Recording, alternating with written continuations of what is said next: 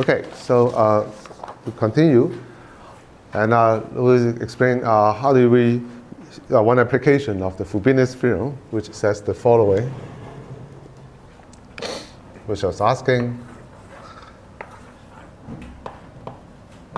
when a manifold is a union of many submanifolds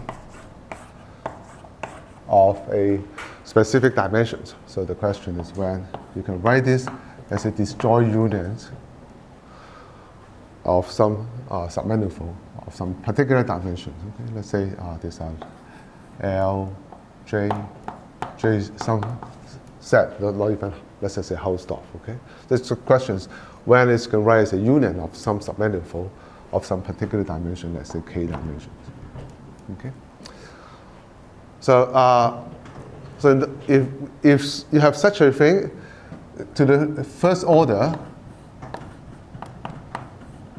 at each point, then you get a subspace inside the tangent space. So this becomes a subbundle of a fixed dimension k. So this is a so if you do have that, if you linearize, then you will get a family of subspace in the tangent bundle. Okay? And it has the property that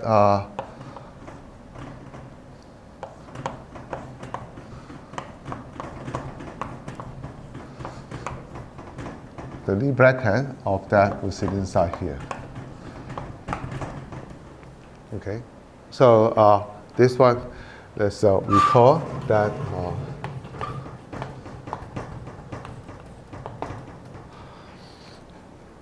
if you have a manifold, one of the particular property about section of the bundle, when the bundle being tangent bundle, it is as a Lie bracket structure.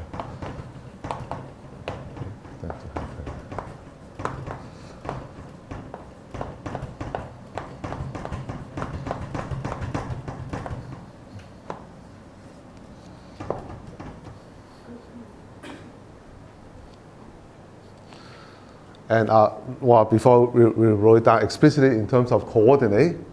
Okay? And another way of seeing this structure is the following: is if you have a vector field,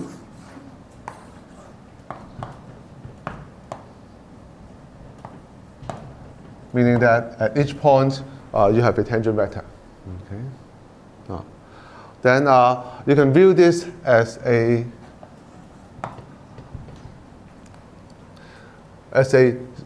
each point is being moved. Okay, so you can think about this as a family of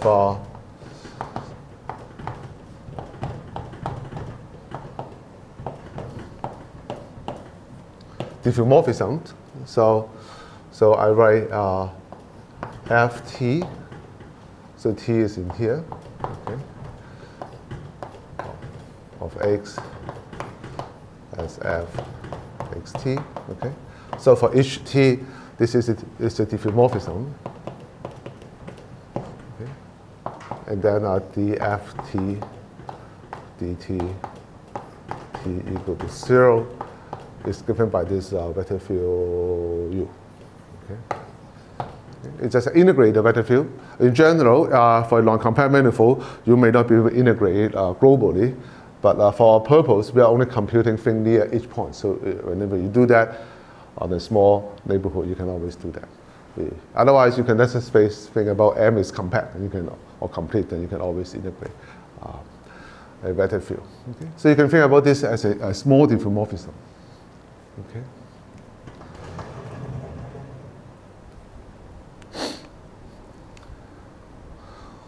Having a diffeomorphism has the advantage that then if you look at this one, so let's say you want to look at a point here, and then after some time, you move to another point, ft of x. Okay, so you move along this point.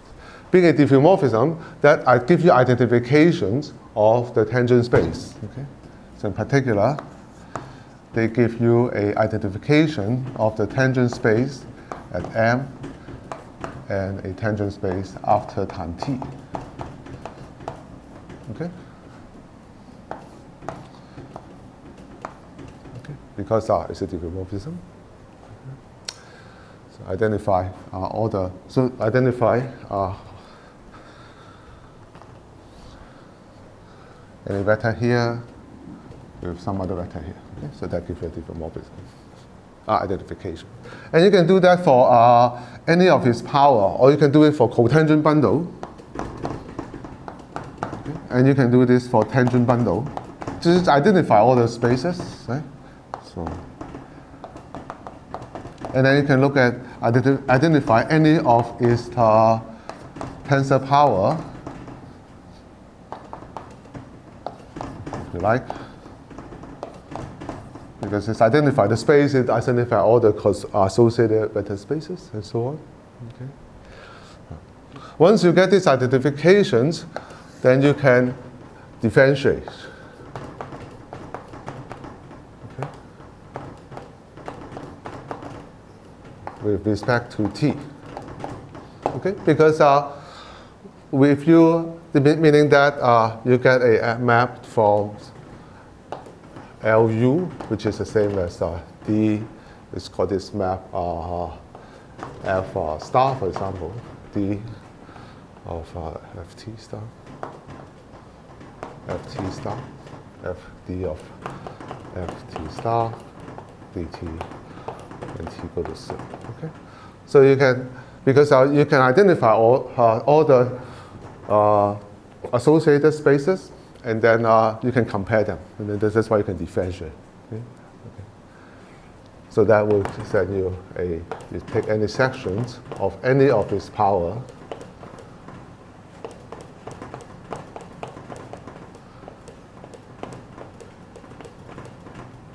back to itself. Okay? So these are called the Lie derivative. Okay? Because all you need is you need to be able to compare along some directions, and then you can differentiate. Okay. That is the advantage of being a tangent bundle, that because the element in tangent bundle give you a diffeomorphism, small diffeomorphism, that give you a way to identify.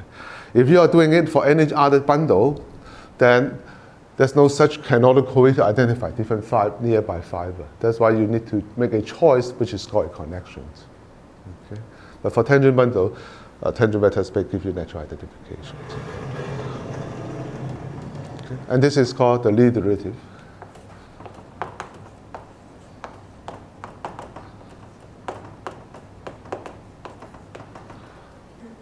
And some of its property,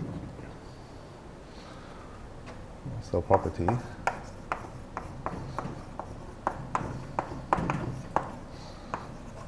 of the Lie derivative, sections of P of this cotangent bundle to Q of this tangent bundle to self. Okay. So following. Okay. So first of all, you're differentiating something. So satisfy the Lefschetz rule. So L U of phi tensor psi is LU of phi. Phi or psi can be any of these. Okay. Psi plus phi of LU of psi. There's a deviation. Okay. And once this is, because it is a deviation, so essentially you only need to look at like a tangent vector or cotangent vector, because you just decompose into things of a simpler form. And if you look at phi is a tangent vector, then LU of phi, so both become tangent vector, and that is what we call the Lie bracket that we discussed earlier. Okay, and this is anti-symmetric. Satisfy this property.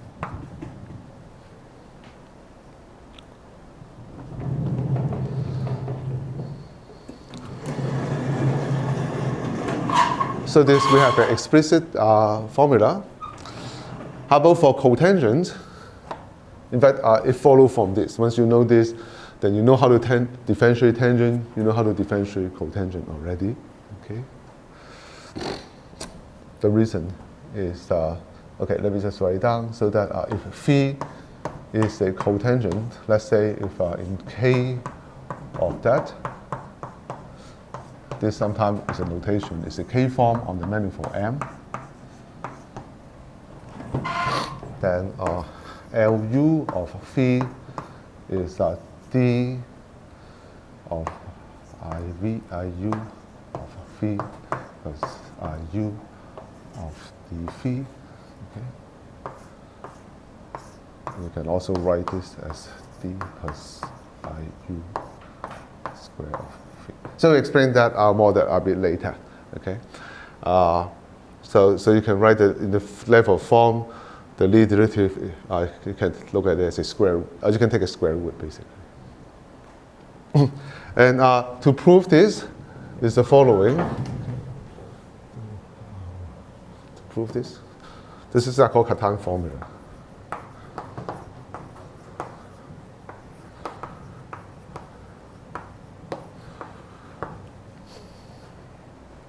For example, if you look at one form, for example, if you look at sections of tangent plus cotangent, and then you can take the trace, and that just becomes a function.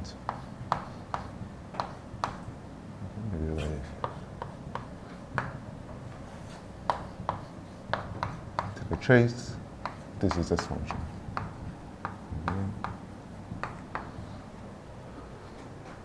Okay.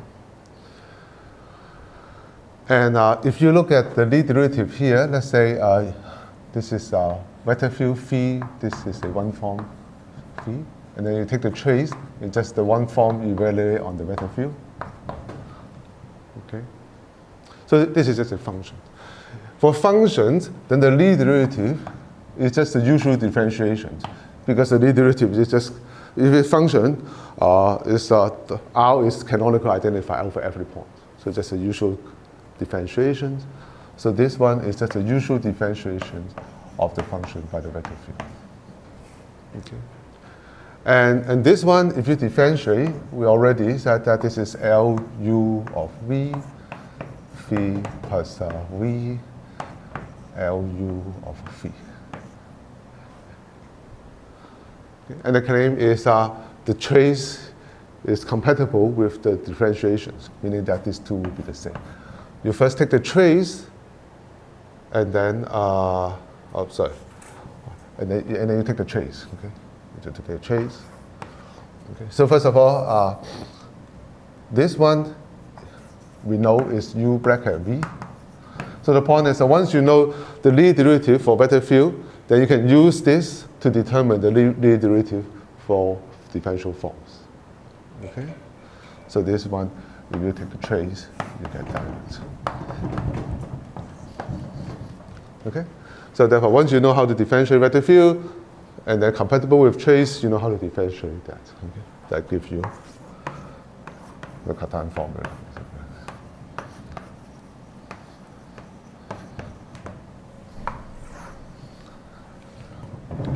We'll discuss more about what is B later.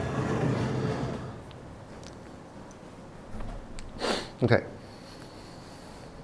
So, so this gives you a review of how to take the Lie bracket, or more generally, the Lie derivative in general.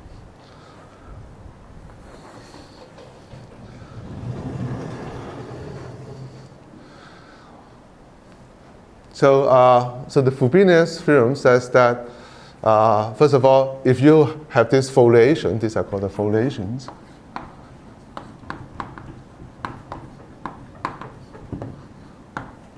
then linearize the structure, you get a distribution which preserve under the bracket. Well, because you are in the because D is a submanifold, the Lie bracket survive for the submanifold part. Okay, so therefore this is implying that the Frobenius theorem, that is all you need. So this implies that, and that is what we call the Frobenius theorem.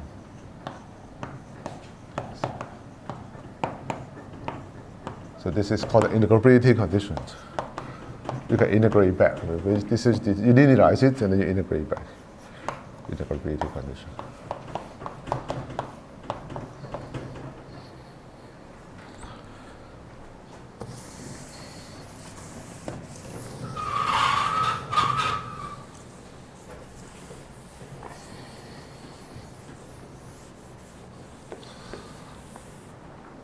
Okay.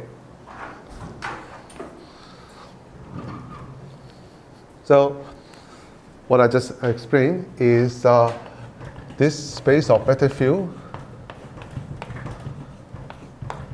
has a bracket structure.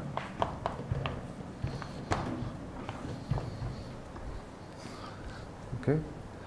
And the reason is really we want to view this as a tangent space of the space of all diffeomorphism. Right? If you start to have a diffeomorphism starting from identity a little bit, if you move each point a little bit, that's what the tangent vector is. The tangent vector tells you how to move the point. So this is this. Okay? And so you see that one of the property is because you're moving the thing by a group. Okay? So this is a group of diffeomorphism. Okay. But of course, in this case, this is also a manifold. It has a topology. But however, in this particular case, this is so-called infinite dimensional manifold. So it's not very nice behaved as what we usually think about a finite dimensional manifold. But heuristically, you think about this is an infinite dimensional, but it's like a manifold. Okay. Okay. So more generally, if you have a structure of such type, which we call a Lie group,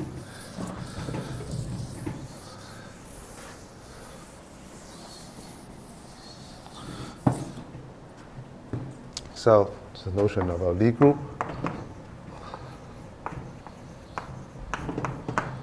G, okay, refer to that. That is at the same time, it is a manifold,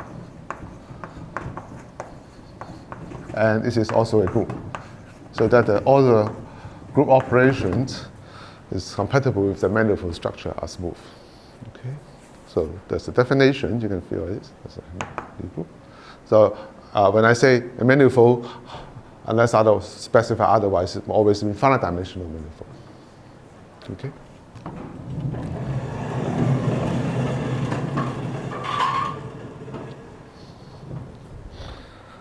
Yeah. So to study Lie theory is the same as studying. You can think about it as a study of calculus together with linear algebra. So there are two aspects about Lie theory. One can look at it from a calculus perspective or a linear algebra perspective. An example would be of this one, like SLNR, or is a subgroup SON, for example. Something made of such a group that you look at. Okay.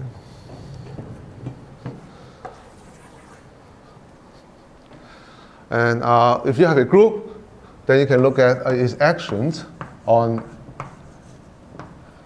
a manifold. Okay? And in particular, that refers to that you get a map from this one to the group of diffeomorphism.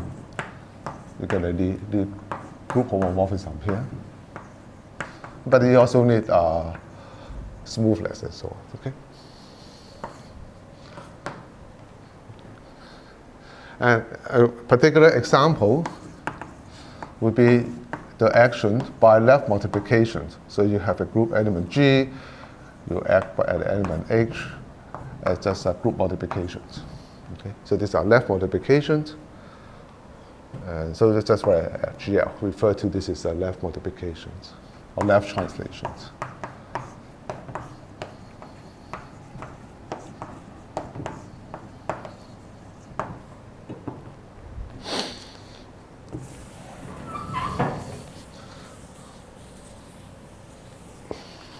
So if you have a group actions, so you get a group homomorphism. So in particular, you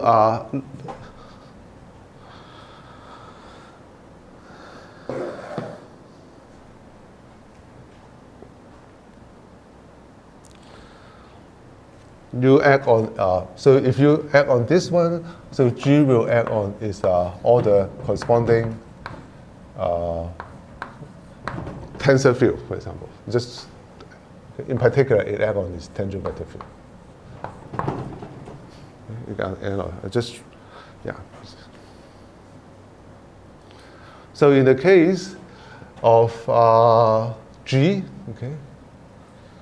So if you act on this, so in particular, if you can act on this tangent space, okay, and then inside you look at those which are left invariant.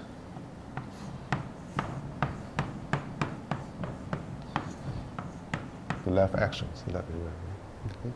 Whereas it's left invariant, that means that the vector field is controlled by what happened at the origins.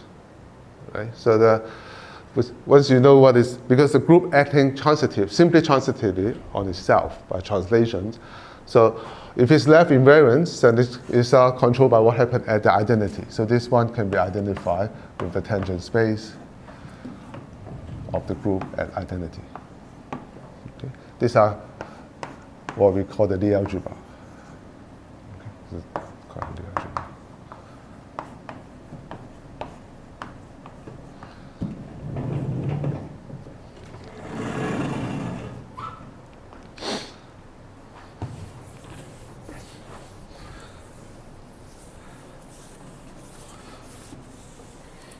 And so therefore, having this,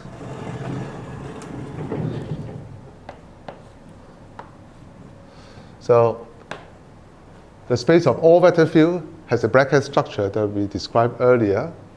Okay? And if it's left invariant, then the bracket will still be left invariant. Okay? And so therefore, that gives you a bracket on this one. Okay, so that gives you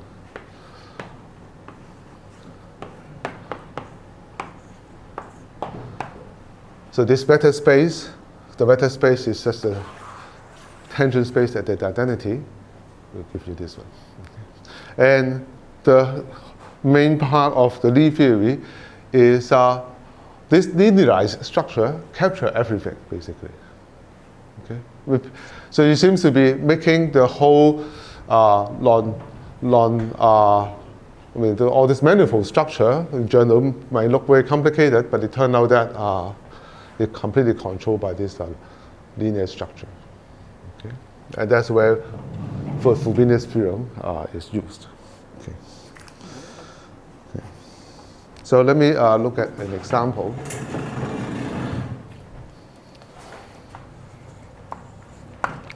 Okay.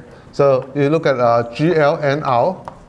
This is just all the invertible linear transformation of Rn. And this, of course, is a group and a manifold structure. So this is all the endomorphism of Rn, which are invertible. Okay. So you take away those which are determinant is 0. Okay. So this is only one equation. So you should think about this space look like that. So this is a vector space. Okay. So and then you have a 0 here. Okay. And then you take away some subset here. So just some hypersurface. You take away the hypersurface, and then the rest is this group G. G. Okay. There is a particular element called the identity. N by N matrix. Okay. So in particular, you see that the tangent space at that identity is just this space. Okay, it's a tangent space because it's a linear space. Take away a hypersurface, so that the tangent space at the identity, which is just the whole linear space.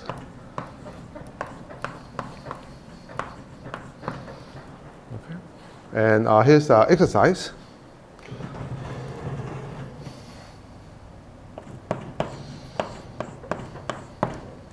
Okay. what is the Lie bracket here? So you define the Lie bracket to be something on the whole manifold, and then you restrict to the left invariant vector field, which identifies with this tangent space. Okay? And the exercise is the following. Okay? If you have x and y, so these are left invariant vector field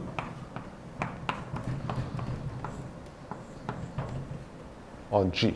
Okay? Then you can identify with that. But at the moment, this is really a vector field on the whole G, but which are left invariant. Okay? So that in particular, this corresponding to is the value at the identity. Okay? So this is the vector field is left translation of this tangent vector at the identity. Yeah. The exercise is that if you look at the left invariant vector field, and then you look at the bracket, it's still again left invariant vector field, and then look at what is value at the identity here. Okay? And that is the same as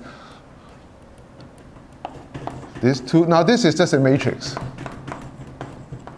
in this case. This is just an n by n matrix. Okay? So you have two n by n matrix, and then you can compose, you get an n by n matrix, and these two are the same.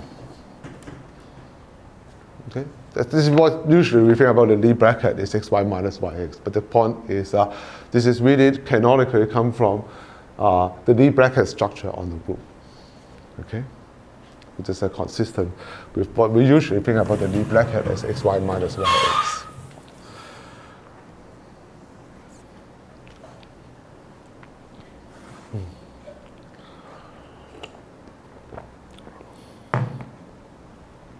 So let's continue here. So I'm going to get very A now. Okay, let's say A B is this n by n matrix. Okay, then e to the A and e to the B, by definition, is just the exponential of the matrix, right? This will be invertible. So that, in this case, is really a invertible matrix. So which is in the group G. Okay? And so you can just try to see what happened here. The point is e to the A times e to the B. Okay? So if you write down, it's just thinking, let's say I assume A and B are small. If you like, we put epsilon here. Okay? So this one is 1 plus A squared over 2 plus higher order term. Then this is, let's just do the expansion, see what happened.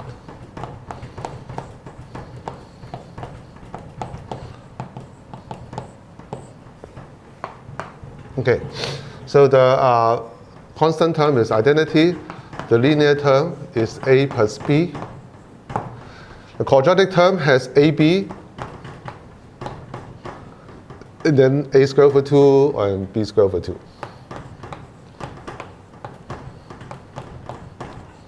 So this is the quadratic part, and then higher order term. Okay. And then you can write this, I'm going to write this as e to the A plus B. Okay, so of course, is this the same as that? Okay, well, this is not. What's the error here? Okay, just compute it. And you see that this one is 1. If this is like that, then this is A plus B plus A plus B squared over 2. This looks very much like that. You get A squared over 2, B squared over 2. You get AB plus BA over 2. But this is only AB. Okay, so the difference would be AB minus BA over 2, and plus higher order term. Okay, so so you see that This one, this is the same as this up to the first error is this term, which is the Lie bracket structure. So this is plus 1/2 of the Lie bracket structure plus higher order term.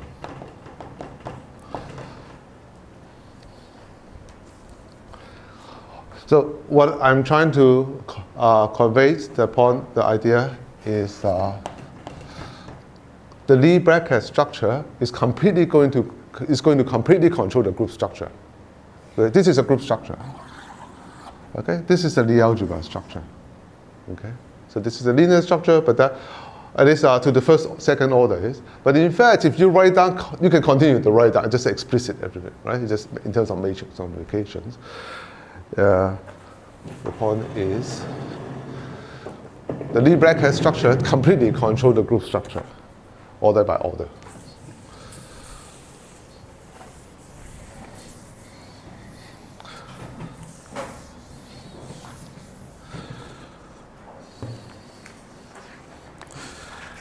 Okay, so the point is so these are called the Baker. In this particular case, you can just do it order by order.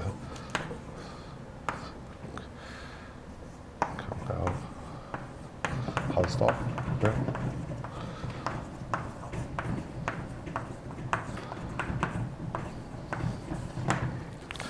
It says that EA times CB, the group structure is this.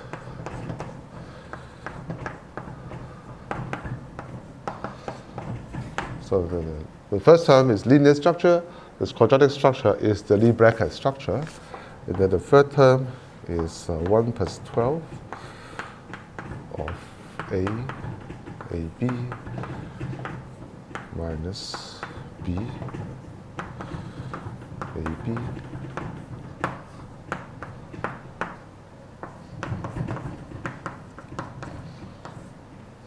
Okay. Plus high order term. And you write this as E of, let's just write this as summation of Qi B I from 1 to infinity. So this is a Q1 is just linear structure, Q2 quadratic structure is the Lie bracket, Q3 and so on. And the point is all the Qi is only using the Lie bracket structure like this, interrelated. Okay? And then they're all explicit.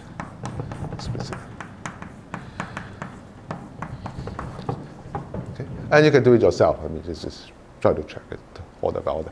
And that's a main point, meaning that the whole group structure is completely controlled by just the bracket. You don't need anything else. Okay? And it's up to infinite order.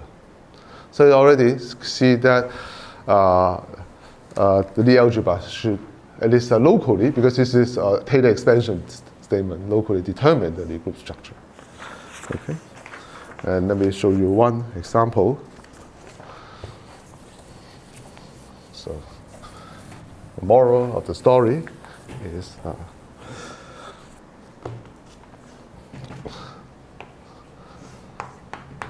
this structure completely control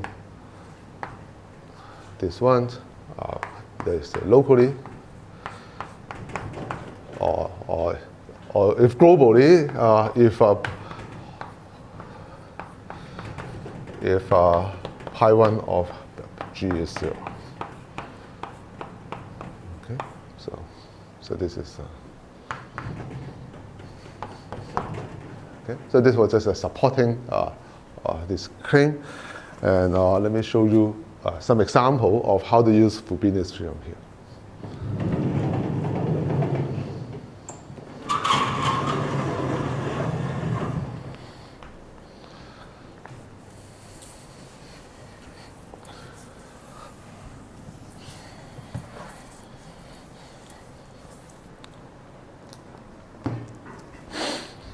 example, if you have a two-group homomorphism,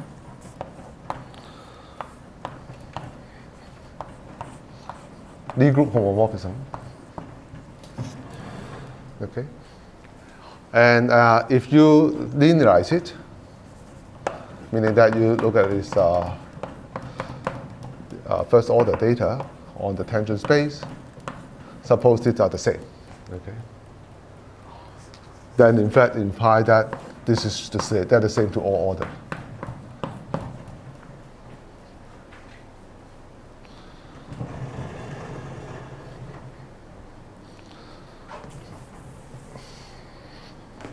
Okay, so this is an instance of how the Lie algebra structure completely controls the group structure.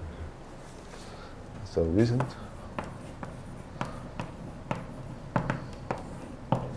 Okay.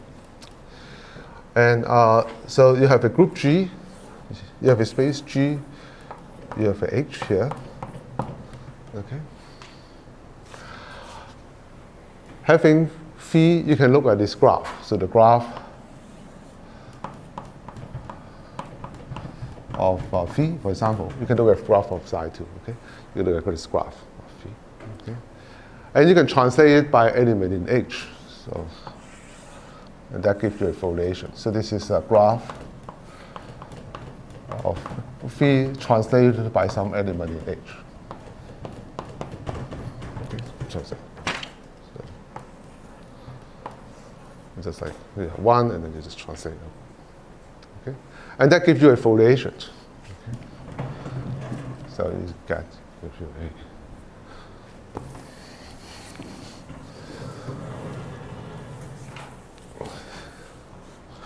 So G cross H has a foliation by H in H, translating the graph of phi.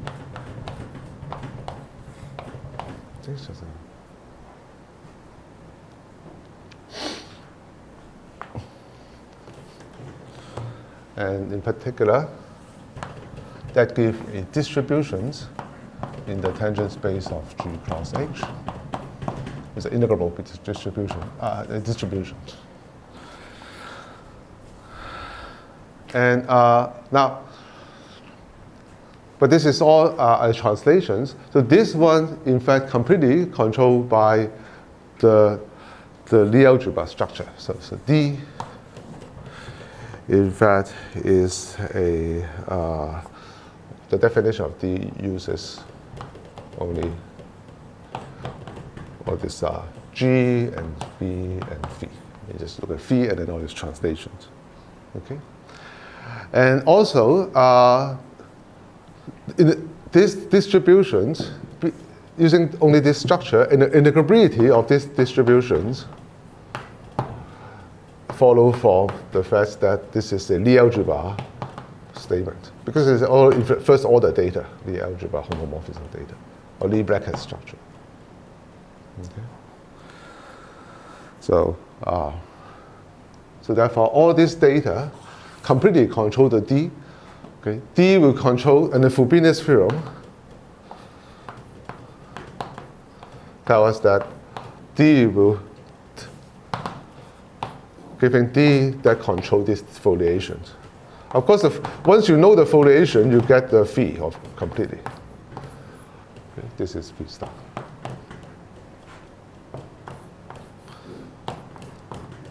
Okay. So basically, the idea is. This is a linearized structure, okay? But the linear structure at each point, and then you use a group structure to move it everywhere. Okay? So therefore, once you know the linear structure, you know everything, because the group translations. And the Frobenius theorem says that once you have those linear structure everywhere, integrability, then you get the global structure. And that's why I completely control the group homomorphism. Similar statement using integrability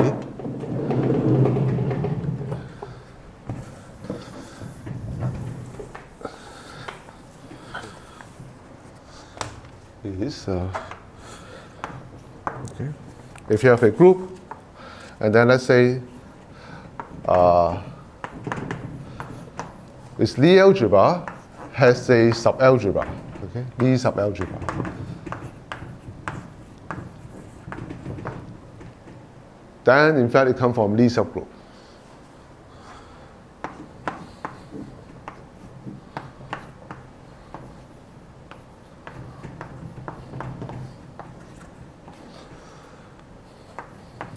Connected Lie subgroup, such that this Lie algebra is given by this one. Okay? So, the same type of idea.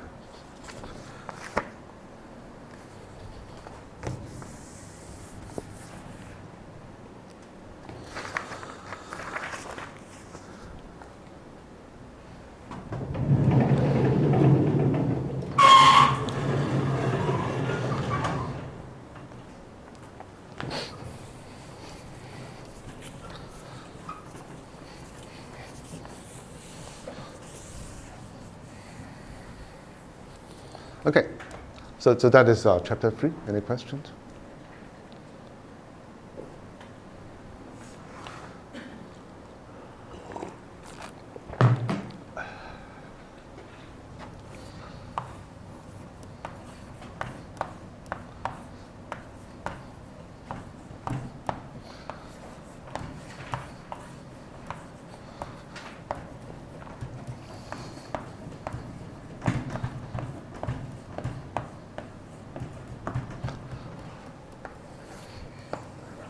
Okay, so you move to another interesting subject, and the point here is what we learned earlier is that if you look at a manifold M, then is the tangent bundle has a Lie bracket structure. Okay. Now we want to look at a dual perspective, which is what we call the round complex. Okay. Dual perspective. Then is this one. Okay. Which are just sections of M, wedge K of cotangent bundle of M. Okay. And then the bracket structure become the omega K plus 1. And the analog of this Lie algebra structure is the left d square being 0.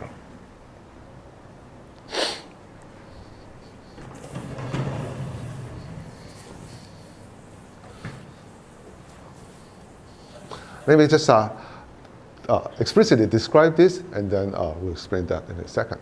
Okay. Explicitly, locally.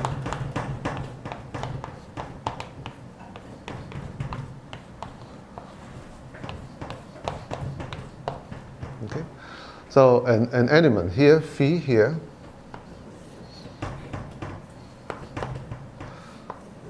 locally. So let's say the manifold locally look like an open subset in Rn, locally, okay? And coordinate x1 up to xn, let's say. Okay. So K form locally look like some function in the x. And then there are some formal notions, dx1, dx1 dash dx3, for example. Here's an example of that, okay? So call that a phi. It can be a linear combination of those, okay? Then d phi in this particular case, okay? It's just I look at all differentiations with respect to all the xk.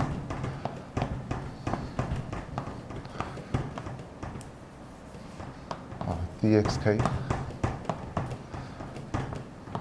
dx1, dx3. Okay, it's as explicit as this. Okay, and the reasons that d square is 0 is because first of all, dx 1 wedge dx2 is d is minus of dx2 wedge dx1, and the property that d phi d f dx1 dx2 is d square f dx2 dx1 Frobenius field. Okay, so d squared is 0 is just a description of this one. You differentiate x1 first and x2, or the other way around, it's the same. Okay, and they cancel because you're imposing this skew symmetric property.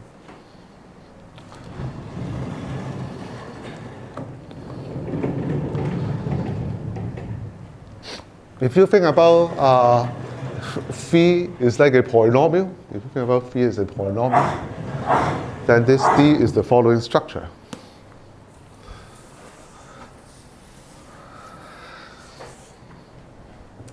So let's say M is just Rn, so let's just call it V, which is Rn. Okay. Then the element there look like this. So you look at all the form, all the form for Rn. Okay, instead of all the smooth form, let's assume that the phi are polynomial. Okay, so those are, let's just call it polynomial form. Okay, that meaning that all the coefficient functions are polynomial. Then it looked like the following. This is a polynomial in the x. So this is a polynomial, meaning that this is a symmetric algebra of V star. Okay, if a V star is a linear function, and all the symmetric power is all the polynomial. Okay, and then the other one is just exterior algebra.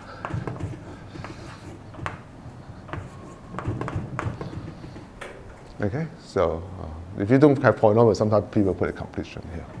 Okay? So these are just the coefficient phi, and these are all the dxi. Okay, and what is the if I put a k here, then we'll be putting the k here, and so on, right?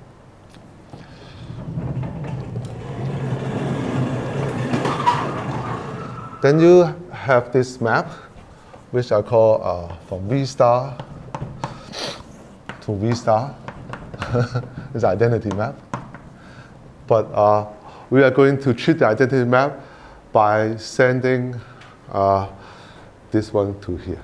Okay, that sends S L of V star tensor S K of V star.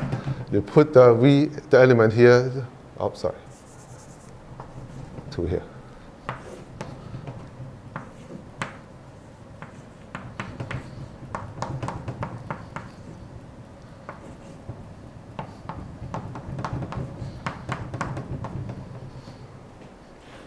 Okay, you just this is in the symmetric one. You just pick one of them to there.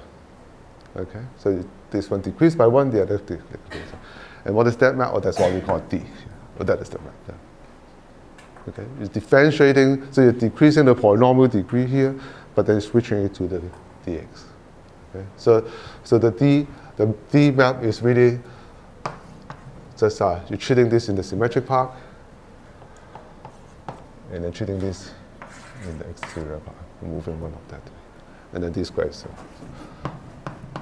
So that is exterior derivative if you're in local coordinate.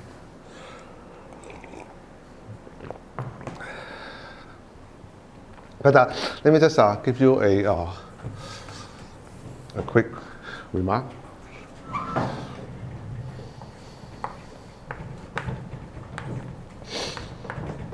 Okay. And given a tensor algebra, given a V, you can look at this tensor algebra. All the tensor, all the tensor power. Okay. And inside the tensor, let's say K, or the tensor. You can have a symmetric tensor, and you can have an exterior tensor. Okay, that's defined by quotient usually, as usually in the linear algebra. And the remark is, if you look at wedge 2 of V, or V star if you like, and that is sim 2 plus wedge 2. Okay? You can write down any two tensor, so you just have phi tensor psi is the same as phi tensor psi plus psi tensor phi plus phi tensor psi minus psi tensor phi over 2. So you naturally take any two tensor, split canonically into symmetric two tensor and a skew symmetric two tensor. But that's not true if you look at k bigger than 3 though. Yeah, so sim, for example, sim 3 of V will include these two, but there are things which are more than that. Okay, this is just a remark here, but those things are very well understood. You get two copies of that, in fact. Yes, I'm sure from the, yeah, okay. Well, just a remark that later we'll mostly just see the symmetric and exterior algebra. But if I'm saying that if you are looking at higher tensor power, then in fact there are many other tensor which are not symmetric or exterior. Okay, it's just a small remark here. Okay.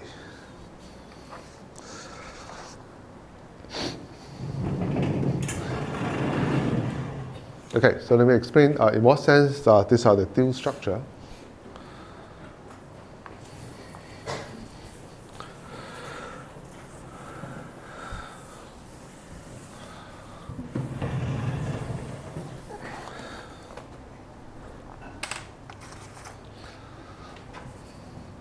So giving you a vector field,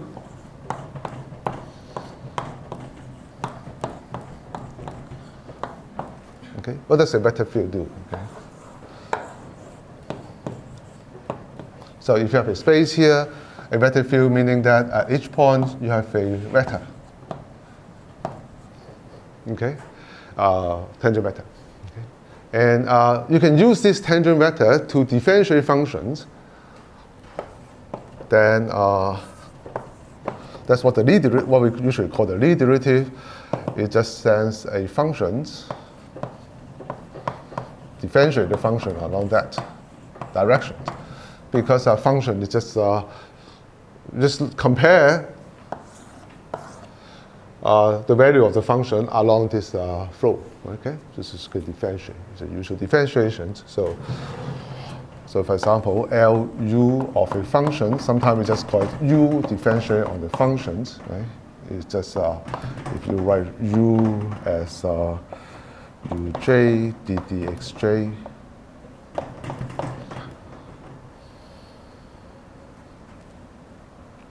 uj ddxj, then this is just summation of uj df dxj.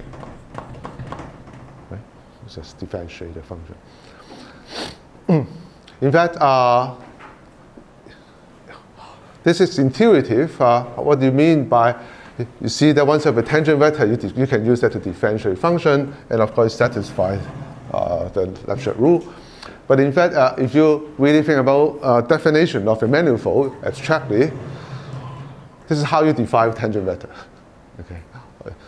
In general, what do you mean by tangent vector? The tangent vector is defined by, this is the way to differentiate function. Okay, so in fact, we are in the general manifold theory, define the tangent vector by these operations. Okay, and such operation is called tangent vector.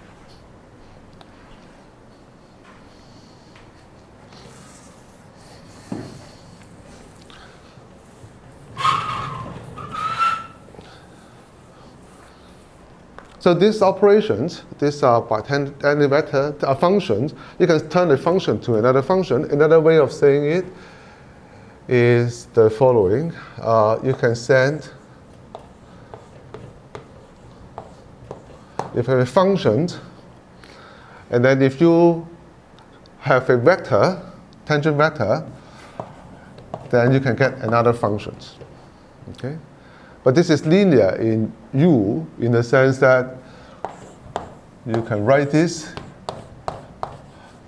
as the following thing, that define, so this operation, because linear in U is a foreign property that define an element here, which by definition, the element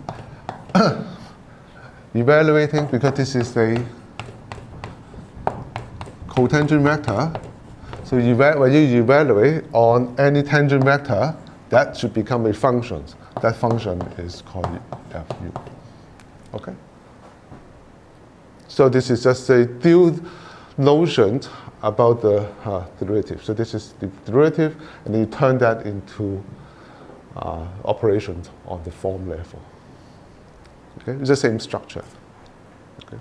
This is a thing coming from the derivative, and that's how you do that.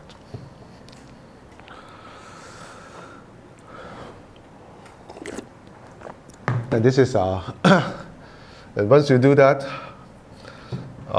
it's that because you satisfy this property.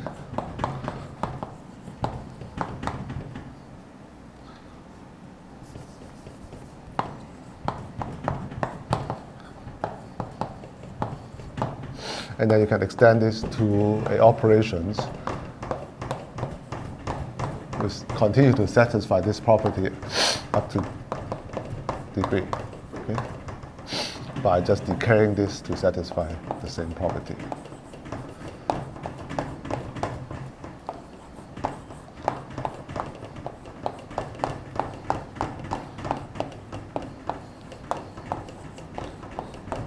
And it satisfies these equations, as I mentioned earlier. Okay.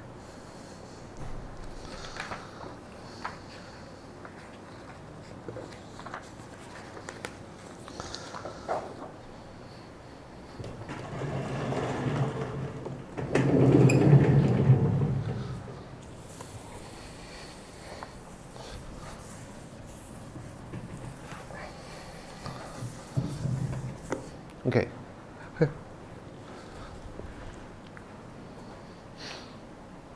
Here's a remark that before we were using the tangent vector field,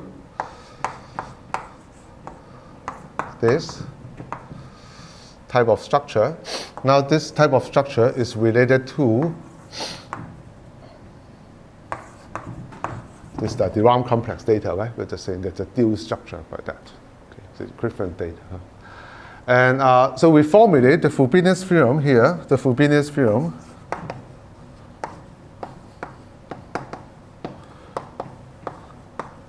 Is referred to that D being a subbundle of this, satisfying that subbundle, satisfying that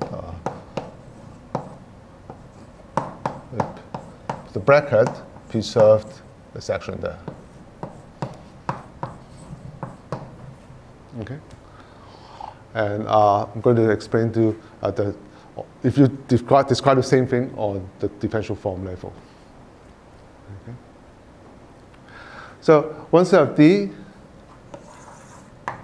you can look at the following differential form. You look at all differential form. So these are all the form. When you restrict to those directions, it is 0.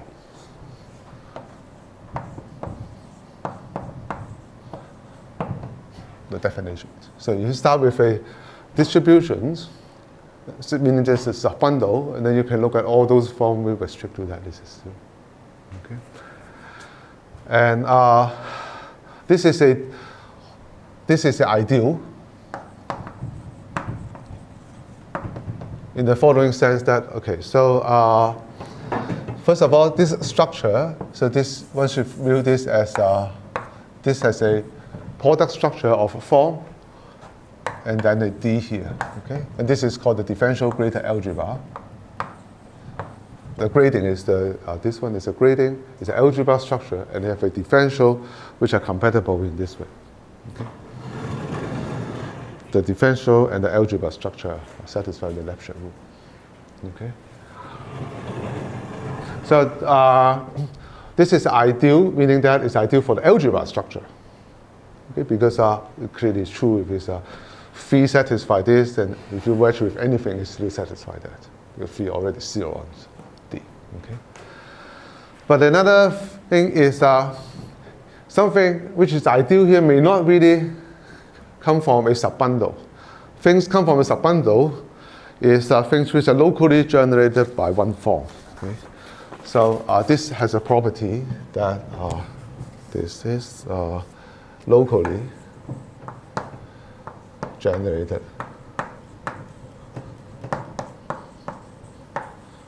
by one form. Okay?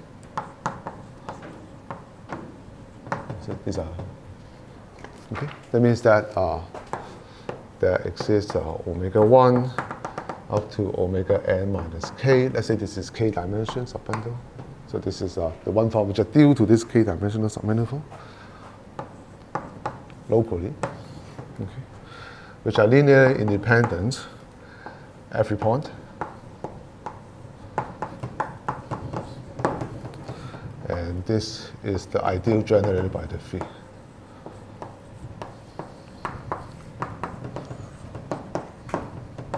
Okay, it's a locally generated one form. It's a one form which are due to this subspace. Okay. Now then this is equivalent, meaning that if you have a subbundle, you get an ideal which are locally generated by one form. Conversely, if you have any ideal which are locally generated by one form, and then you look at the kernel of those one form, this is exactly this subbundle. Okay? So these two structures become equivalent. So ideal which are locally generated by one form. It's the same structure. And then integrability conditions become saying that this ideal for the algebra structure is a differential ideal.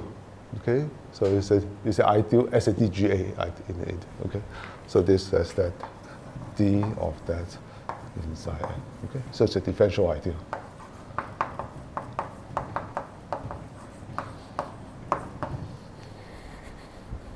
So this is a reformulation in terms of differential form, sometimes more convenient to describe it in this way.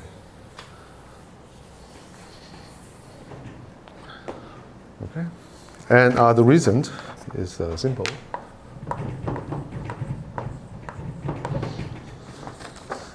It's just because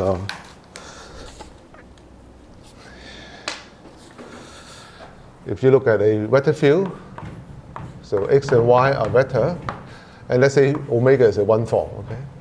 So one form evaluated on the vector is the same as d omega now become a two form. Now evaluate on xy plus this is a vector field differentiate on these functions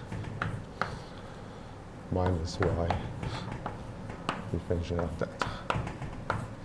Just follow from the definition of the derivative. Okay? So because of this, you see that if this is x. Okay.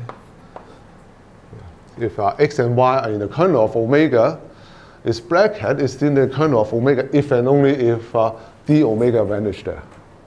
So that's why preserving the Lie bracket is the same as the I being a differential ideal. It's just we thought that's why this is a proof already. That's it. Okay. All right. Let's take a break. And so try to understand when is a manifold a complex manifold. So this is a complex manifold.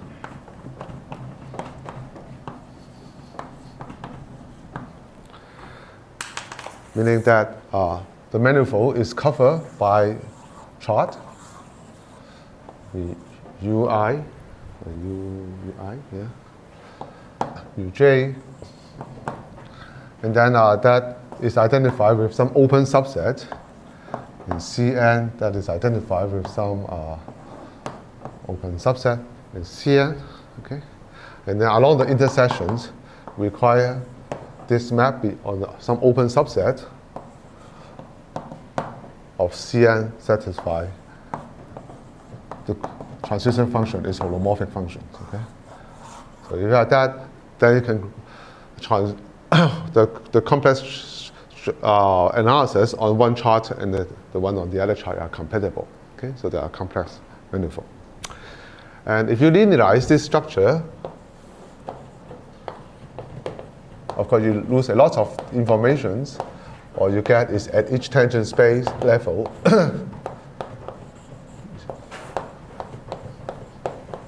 you get a map which J squared is minus identity. Okay? And these are called the almost complex structure.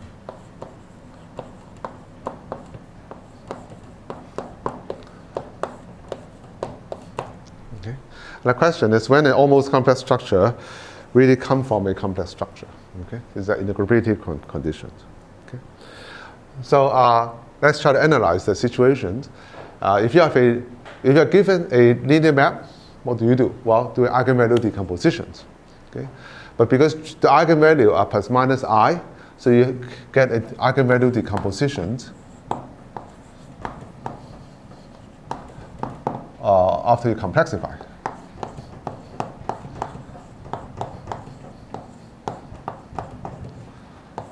So J become I and minus I.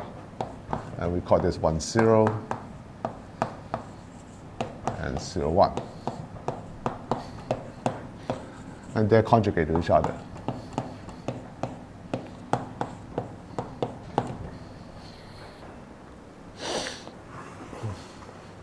Okay. And and the Nuremberg theorem says that it's complex. So this is this integrable conditions. Is the bracket here preserved? Right? That is the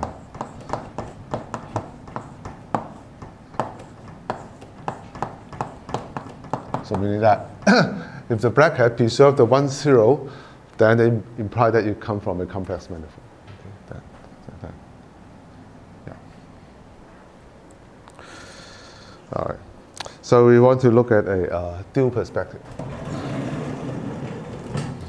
Differential form perspective for that. Great.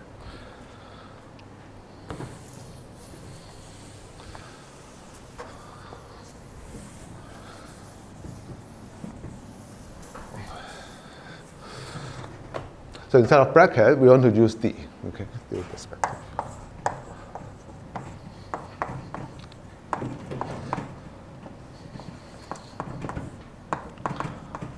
Meaning that instead of a tangent bundle, you decompose the cotangent bundle again into I and minus I eigenspaces and conjugate to each other as before.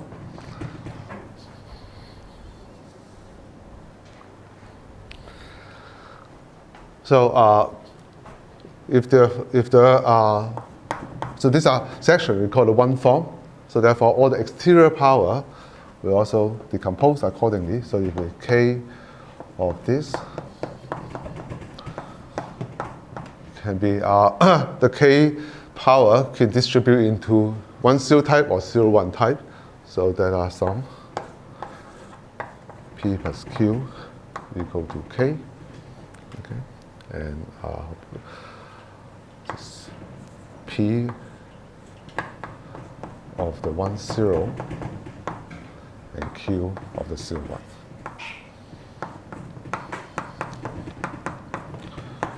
I'm just going to write this as a wedge PQ. Okay? Similarly, this the corresponding section are called omega K and C. Okay? And that's split into sum of omega PQ.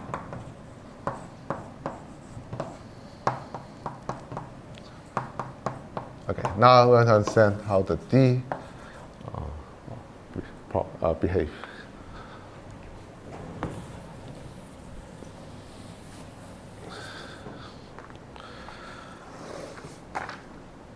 Okay, so omega 0, you send the D to omega 1, and then you send the D to omega 2, and then send the D to omega 3. So this one has two terms. This one has, so this is just omega 0, 0, just a low form type. And then one form split into 1, 0 and 0, 1. Yeah, more space here.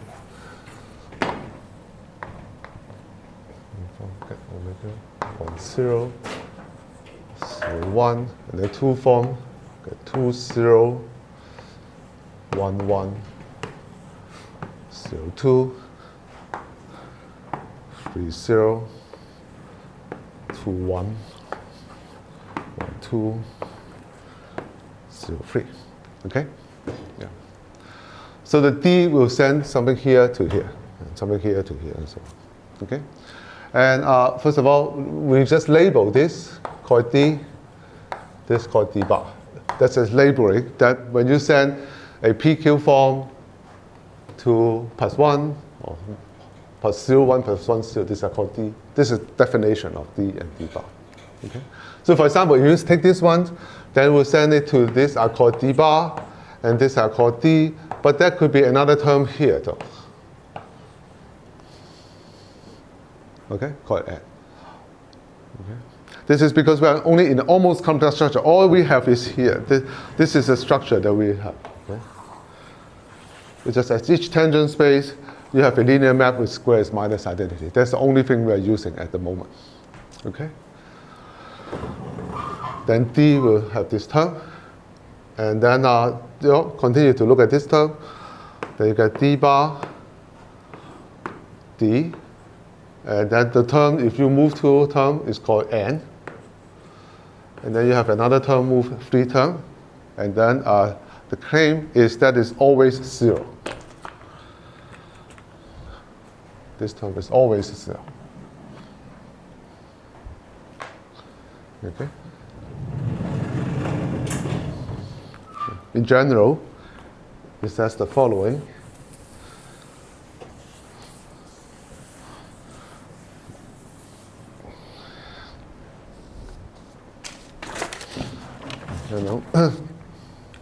If you look at D, then it goes from PQ. Okay? If it's a PQ, you can add to it a P plus 1Q or PQ plus 1. And this term are called D, and these are called D bar. Okay? So D of phi here will be D of phi here, D bar phi here. And then there could be a term which is P plus 2Q minus 1. You can also have a term P minus 1, Q plus 2. And let's just call it N phi and N bar phi. And all the other terms are 0. Okay? That means that at most, you can move from D and D bar one more step, either this way or the that way. But that's it. I mean, you cannot have anything else. Okay? And then the operation N, if you evaluate on xy, is this one.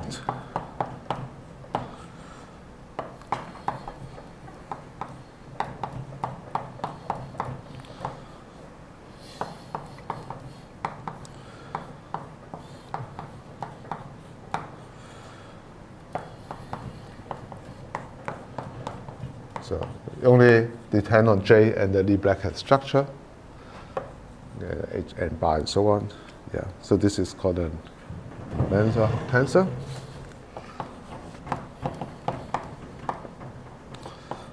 Mensa tensor.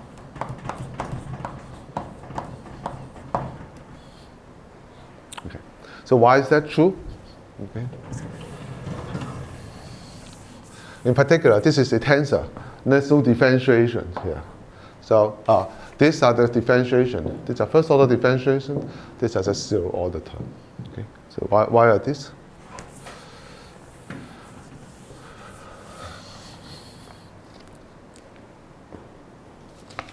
All right. Let's start with any element here called phi. Okay. See what happens. Okay. So what we do is we take local trivializations.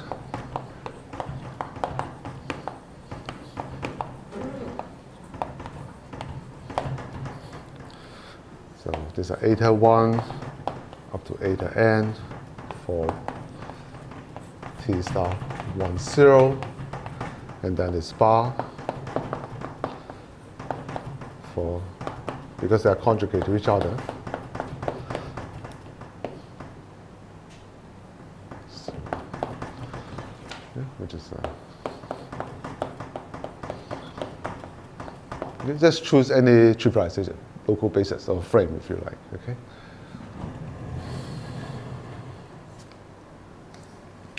Oh, of course, the point is that if M is honestly a complex manifold, then we can choose this one is just D of Zj. Okay. This is what I mean by integrability. That integrability means then that they can be integrated, meaning that those frame is really come from coordinate function, D of some coordinate function, okay, integrate. Okay. So yeah. But anyway, so then you can choose any phi here. You can just write as a phi J bar, K bar, eta J bar, wedge, eta K bar. Right? You just any two form. These are some functions times this local frame. Okay. And the point is D of this is just D one at a time. Right? So you get D of phi eta J, eta K, and then you get phi D eta J plus minus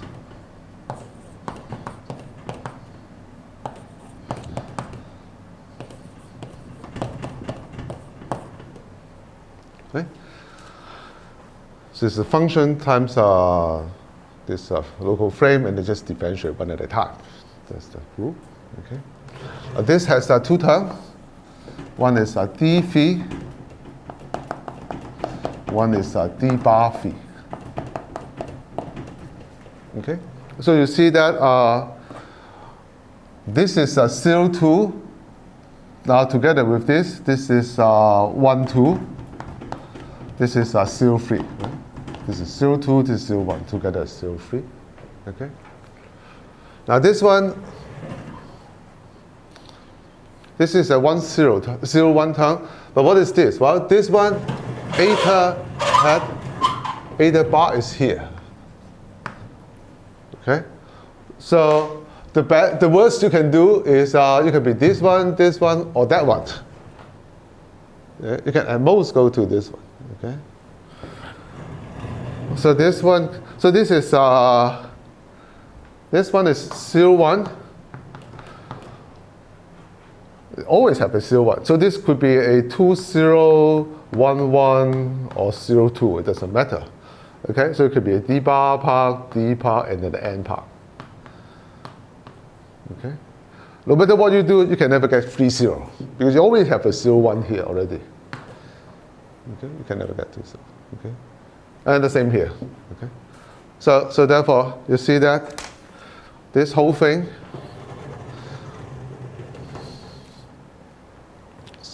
yeah. So because this thing is just the worst case is n of this. Okay. Plus d of this plus d bar of that. Okay. Yeah. So you can never get 3, 0, and that's why because of this Lefschetz rule, you can always reduce things to come from differentiating the one form part. Okay, and then the worst you can do is n. Okay, and this also shows you that the n is a 0, is a tensor. There's no differentiation there. Okay, and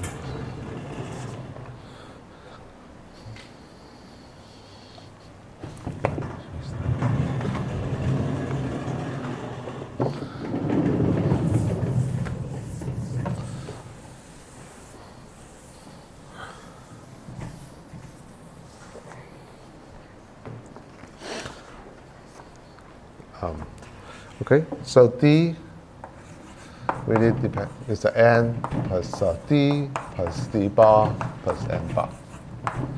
Okay, and d squared is 0. It's the same as d bar squared is minus n composed with d. Okay, it's the same thing. Yeah. So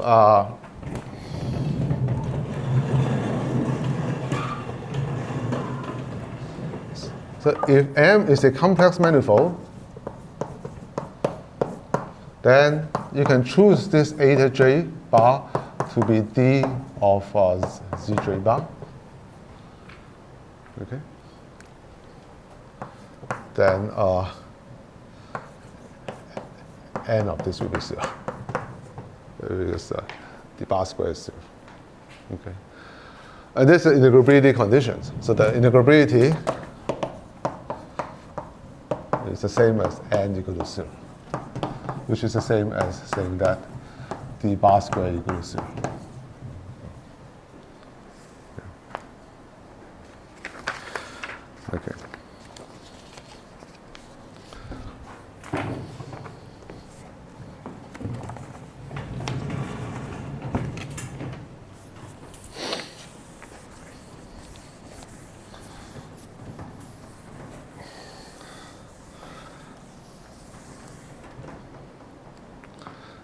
Okay, here's another way of describing it. Alternative description.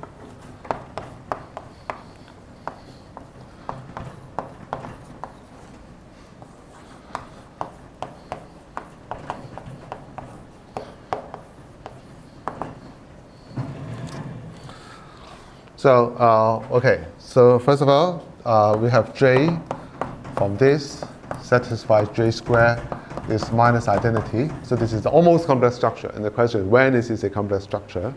And this data as eigenvalue decompositions we describe as the complexified space. Tangent or cotangent doesn't really matter. Split into two terms.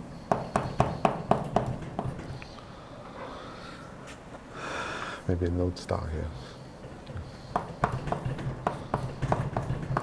And they're conjugate to each other.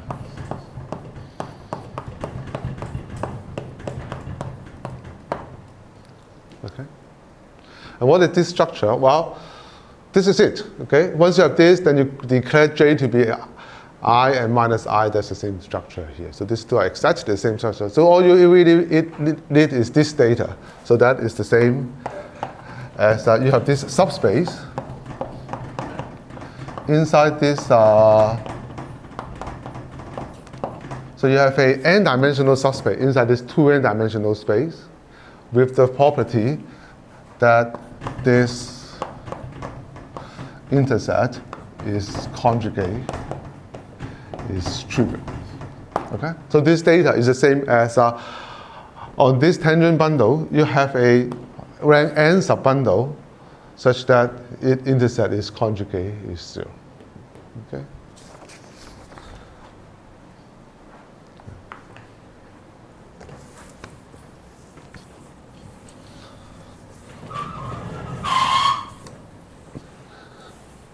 So you should think about, so you think this is like a C2n, and then you have some n-dimensional subspace with this property. Okay? So this is an element in the Grassmannian.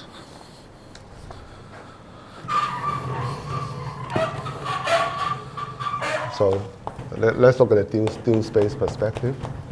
So this is a subspace, n-dimensional subspace inside here. N-dimensional inside 2n. Okay? Yeah. And then we're going to describe this via Puga embedding.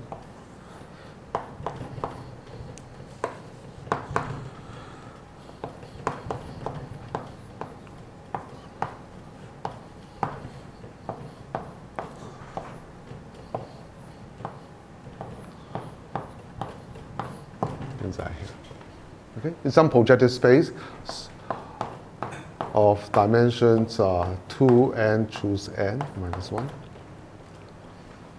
Okay, so it was just like that. So if you have a subspace which are spanned by something like eta 1 up to eta n.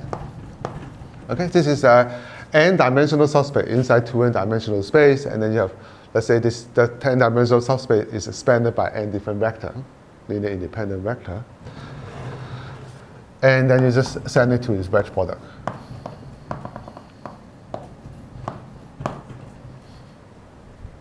Okay, and that is the element, a wedge n of C2n.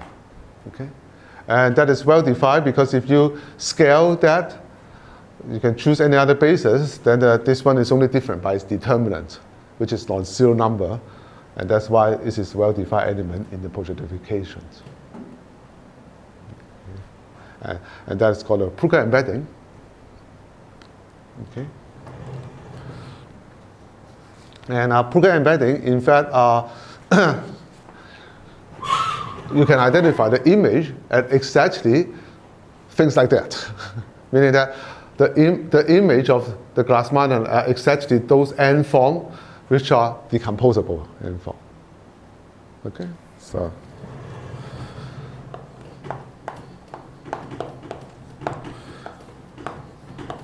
exactly corresponding to decomposable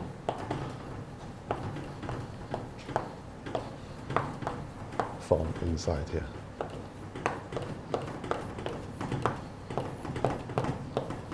Because, of course, decomposable, of course, then it's just the span of that is a subspace. It's tautology. Okay? And I'll call this element omega. So the element is well defined up to scaling.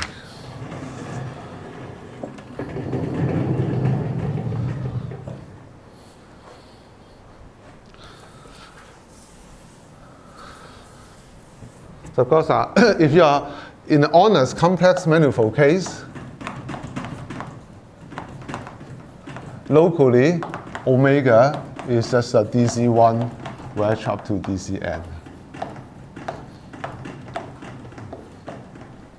Okay, it's a holomorphic volume form in this case. Yeah. If you are in an honest manifold. Okay, and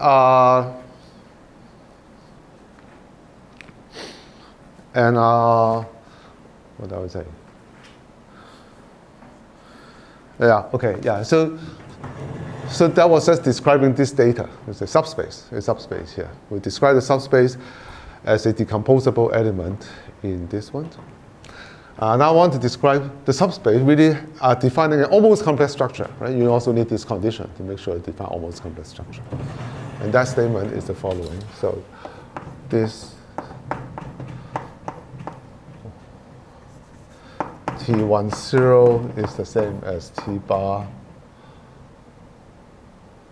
intercept T bar 10 is the same as saying that this element wedge with its conjugate. Now this is a n form with conjugate that would be 2n form. Okay. So as an element is a 2n form inside C2n. Of course, this is just one-dimensional space. This element is non-zero. So if it's on the manifold, it's non-zero at every point. Okay. So now, so just rephrasing as an almost complex structure. What is an almost complex structure on a manifold? Okay. So almost complex structure on a manifold is a n-dimensional subbundle here. Okay. Or is it a decomposable n form? Okay. So that is almost complex structure on M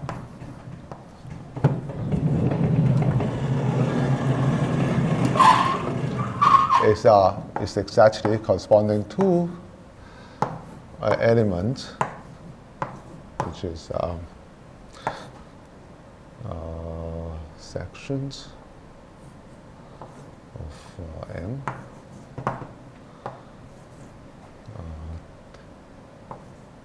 wedge end of cotangent bundle of M times C. Okay, projectivies. Okay, such that omega wedge omega bar is not zero for every point. Okay. This is just saying that at each local charge you can find n form is then up to scaling. Okay, and then you have that n form to be non-zero. So that is the same as almost complex structure, and then integrability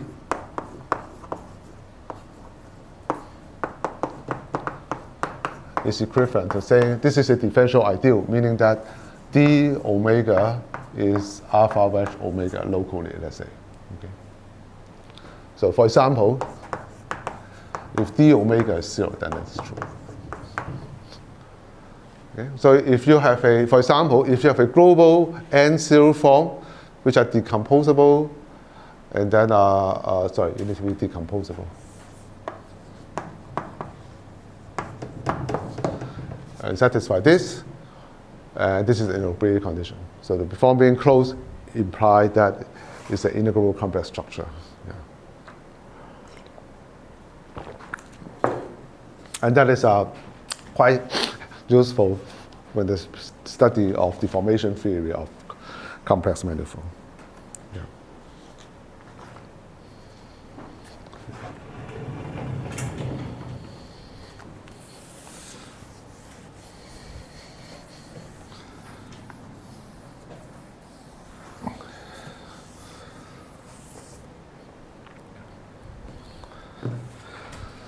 As a remark here,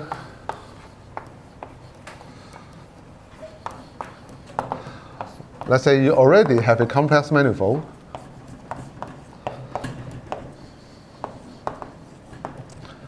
Let's say the question is if you have a vector bundle,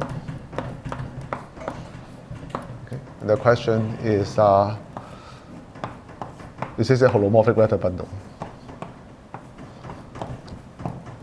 Okay.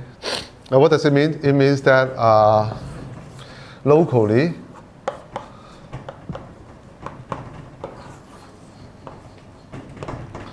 the manifold is covered by chart. So on each chart, E on each chart identify with UI tensors CR, and then on the other chart, we identify with UJ tensors CR. And on the intersections,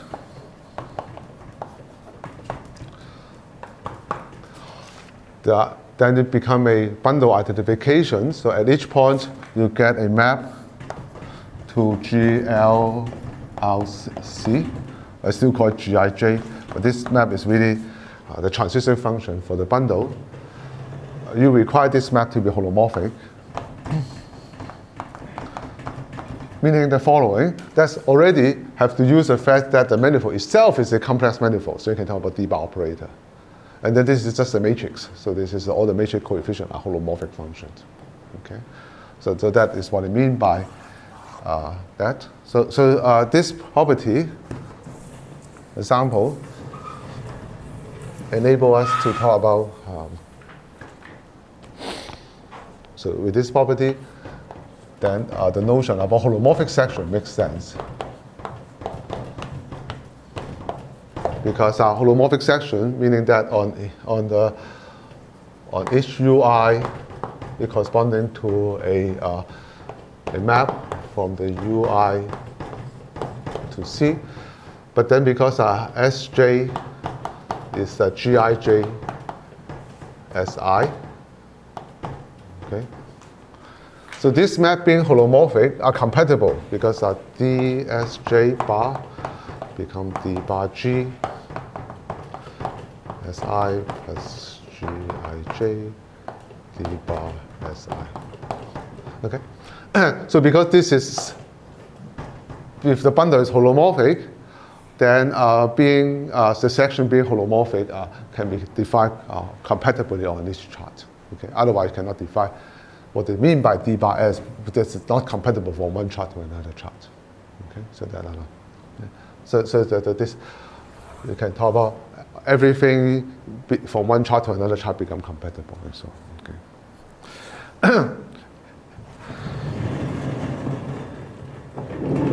And the integrability in this case is the following.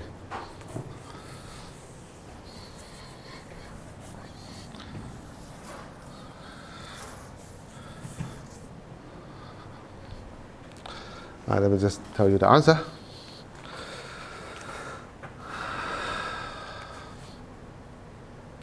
So,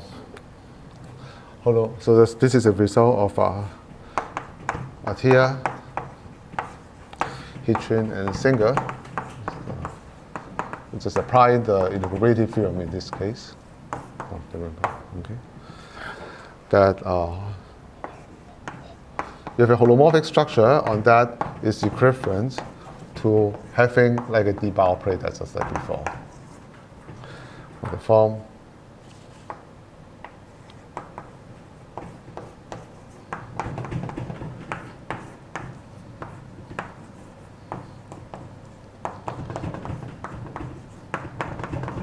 this is just a holomorphic differentiation as what we had before. So clearly, if it's holomorphic bundle, it has this structure where D bar square is 0. And conversely, is if you have any such operation satisfy D bar of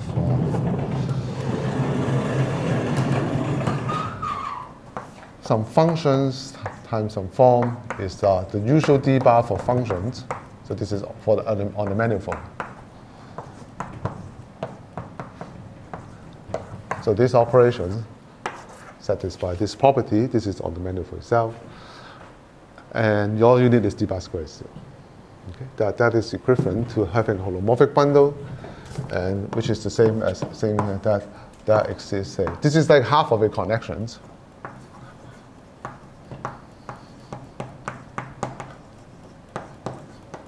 Such that if you look at this curvature, the 0 2 part, which just defines that to be 0. Okay. So that's a statement. Okay. Because once you do that, once you have that, then you just choose D bar E to be. You look at the connection and then project to the 0 1 part. That's the same.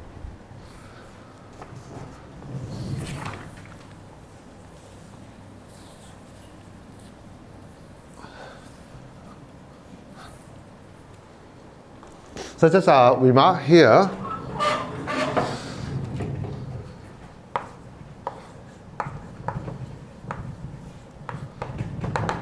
So this is a condition of whether the manifold is a complex manifold with integrability conditions. Okay,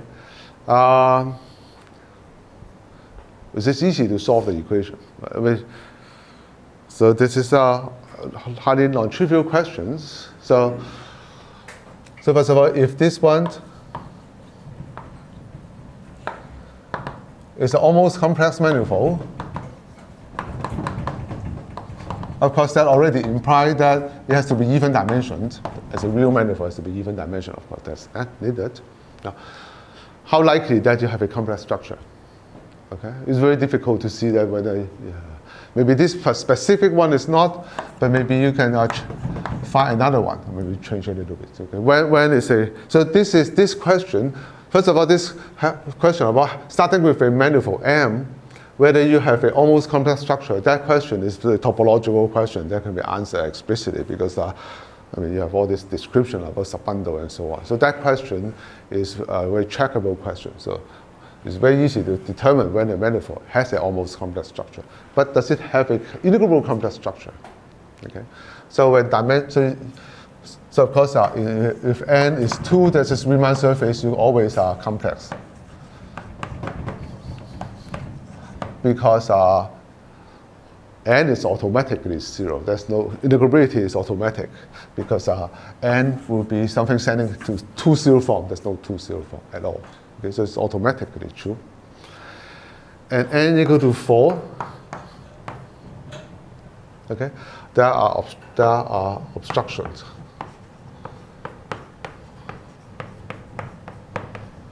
That means that the topological obstruction, then you found that, or it turned out that you know that that manifold cannot have complex structure.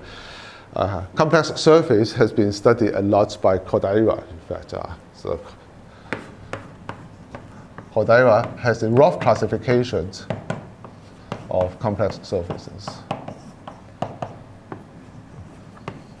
So we know a lot, and we also in this case we know there are many cases that the manifold has almost complex manifold does not have a complex structure. So 4-dimension things are known.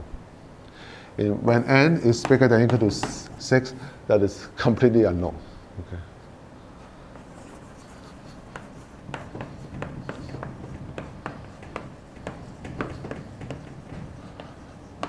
Meaning that there is no example of almost complex manifold which we know there's no complex structure. The standard example is S6. Okay. So the question is S6, which is S6 has a natural almost complex structure. The question is whether F6 is a complex manifold, the Hopf conjecture, which is completely unknown. Okay. Or any other. Just we have no example that we know that it has an almost complex structure but not complex structure at all. Okay.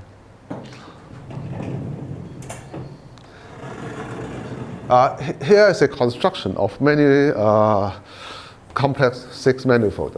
Okay.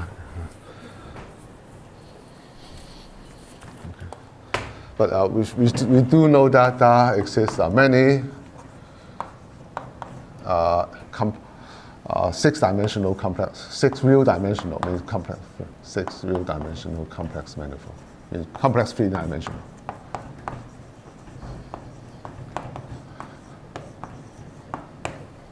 Many, uncountably many, in fact. In the following sense that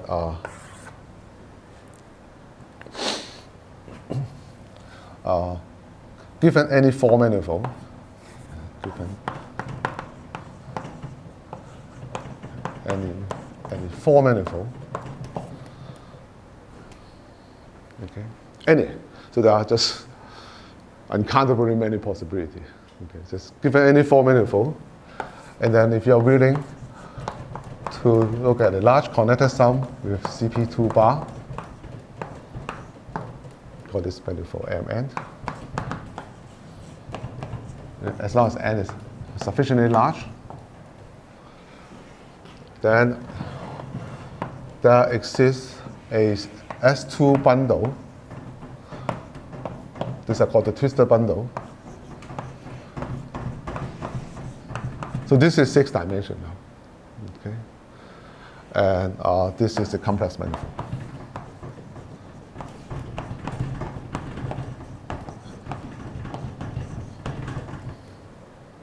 So that was just one indication that there may be just a lot of complex manifold in higher dimensions. Okay. This is a lot of non-trivial work. First of all, given a 4 manifold, you can associate twistor space, and it has a natural, almost complex structure. And then integrability condition is in terms of the wild curvature for the 4 manifold. Okay, but that's an equivalent statement. Now the question is, in fact, another statement is given any 4 manifold, if your connected sum with CP2 bar large enough, then Krift-House proved that you always can find matching with 0 wild curvature. Yeah. And then you can. So those are very hard analysis problems. Yeah. Yeah. But the point is, it's difficult to. Maybe there's very few obstruction that you can find on high dimension. In fact, there's a conjecture by Yao says that he thinks that any almost complex manifold of dimension at least 6 is automatically complex for some other complex structure. Okay. So, because we just have no way to find any obstruction. Yeah. Okay. And also, once you have this situation, you can also construct a lot of holomorphic bundle or Z by solving instanton equation on 4 manifold. That you can do that too. Okay.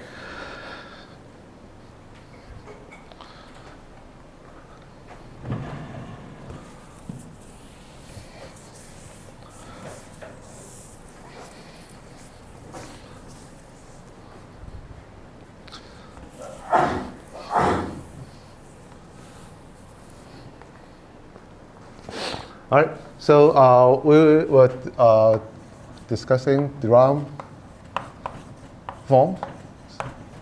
So this is, you should start with a smooth manifold.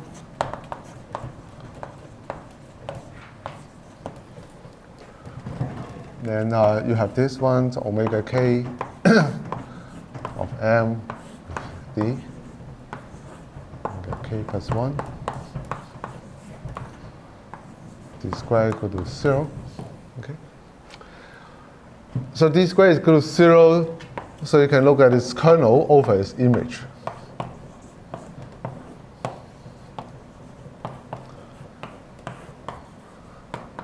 And these are called the Durham cohomology. You just try to measure that how far is this Durham complex being exact. Right? So this is, if it's 0, then it's exact. Okay. So these are called the Durham cohomology.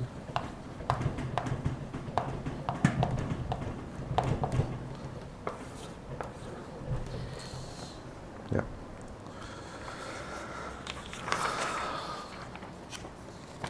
So first property is the following.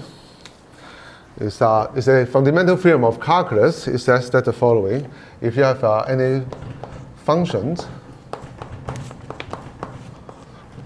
then you can write this as you differentiate the functions and then you integrate. Okay? So you can differentiate and then integrate, you get back f. Or you can do the other way. You can integrate first and then differentiate. So you start with ft dt. Or you can first integrate that one from 0 to t, and then differentiate that one.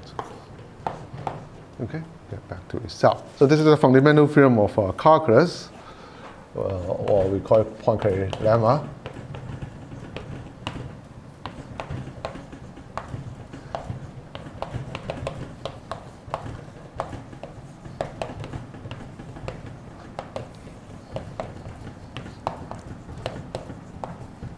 Okay, so I already told you the operation called differentiations, and let's just call the integration called k. Okay, so this is the operation. You first differentiate f, and then this operation let's just call it k, and the other one is we start from this. You first integrate and then differentiate. Okay, so in general.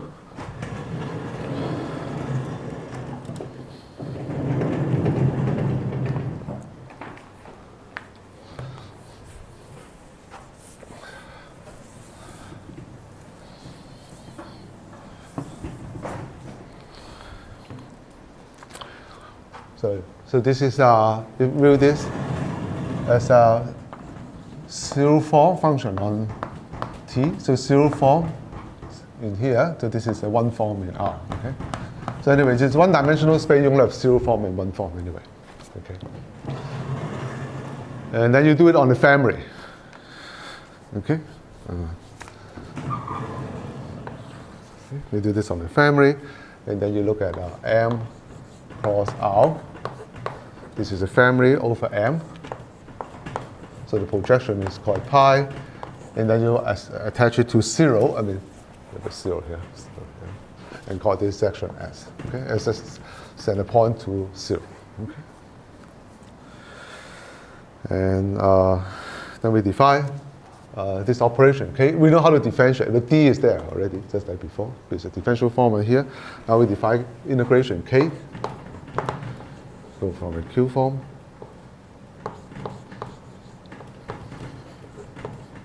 This coordinate called f. And then you just integrate from 0 to t. Okay.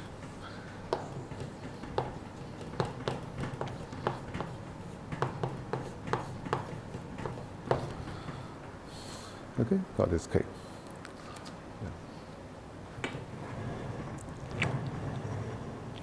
So the fundamental theorem of calculus says the following, that you look at 1 minus pi star composed with S star. That is plus minus D on K, and K composed with D. Okay? That was just rewriting that in the family version. Okay? So, if you look at the other one, if you look at S composed with pi, that one is just on the nose is 0 because this is identity. If you take a section and project it back, it's identity, and then just do it on the pullback. Okay. The question is that the other way around. That is that film. Okay.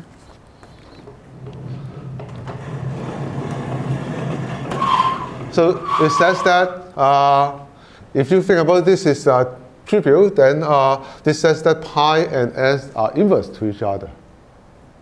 Okay. So this implies that 1 equal to S star composed with pi star from homology of M back to self and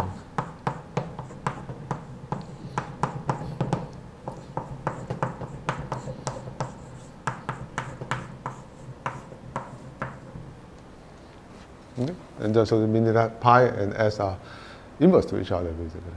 Okay.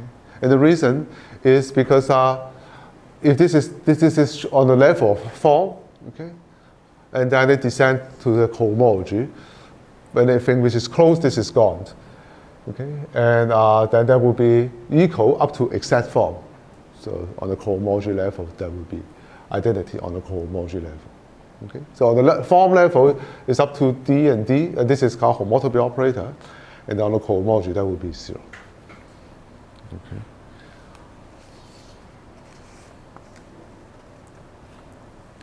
Yeah. So that this implies that cohomology of M cross R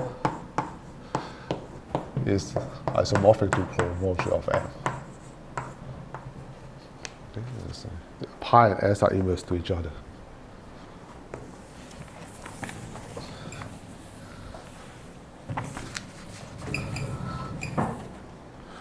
Okay. So that implies, so this one, so okay. So this implies the second one is if you have two functions from M to X, if they're homotopy equivalent, I mean that F0 is F, F1 is G, okay? Then the induced map on cohomology are the same.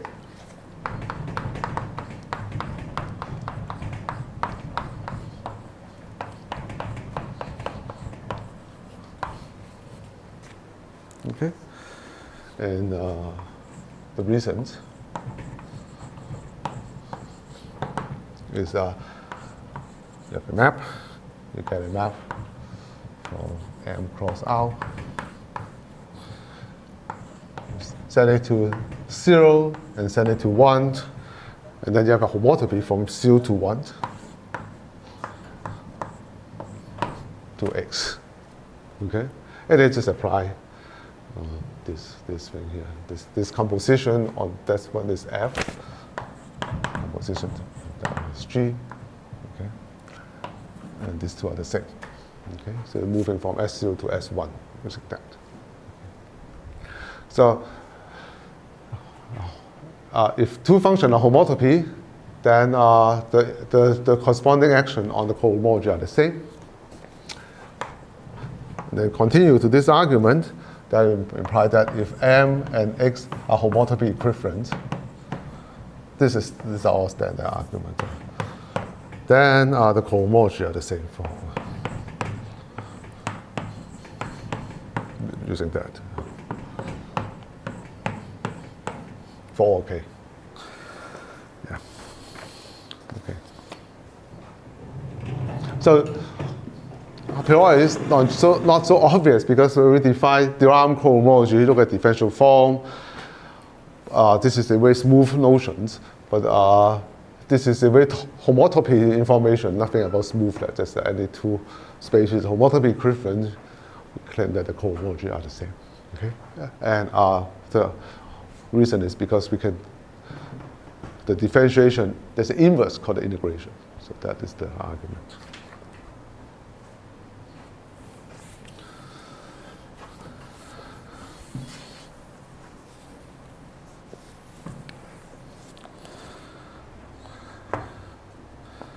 Okay, so there are variations, important variations.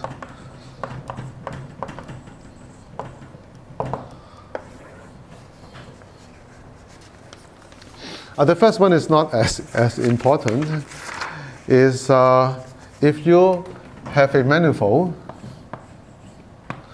and then if you have a bundle with a connection such that the curvature is 0. Okay. Another way of saying it is you can get this, you can find a transition function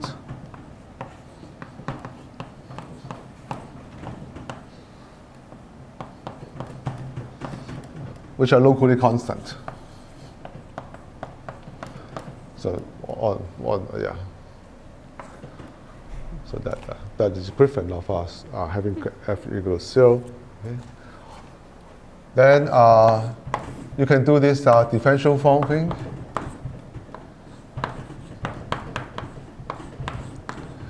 So with coefficient in the bundle E, so the section of the bundle E, and then the curvature is 0 such that d squared is 0. Okay. And so therefore you can get cohomology. The same argument now with coefficient in this. Okay? So they divide that for any flat bundle. Okay, it's locally constant. Yeah, so it's not too important for us. It's more useful when you're in double cohomology, in holomorphic bundle. Yeah. But the next one is more important.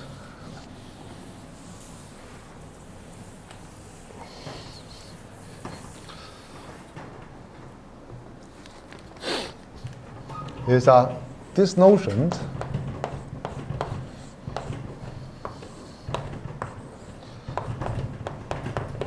D is a local construction. This is a differentiate something. Okay, and if the manifold is not compact, there's a variations about the form which have compactness support. So, for example, it looks like this. So phi, this is for M. M could be non-compact, but then the support of phi with non-zero part of phi is compact. Okay, so these are compactness support form.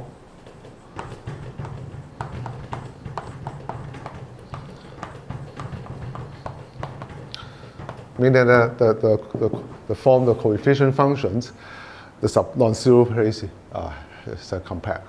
Okay, and if it's compactness support, D of that is of course still compactness support, right? Because it's a local statement. If it's 0, then it's always 0. Okay, so that preserves that one, and so you can define a cohomology with compactness support. Of course, if the manifold itself is compact, there's no difference. When the manifold is not compact, that is a different ball game. Okay.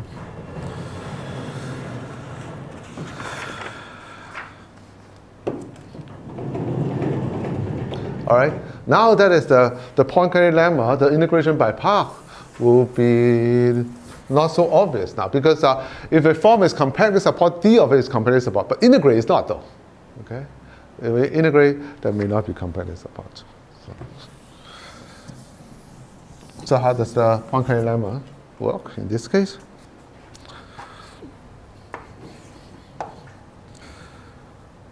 Okay, fine.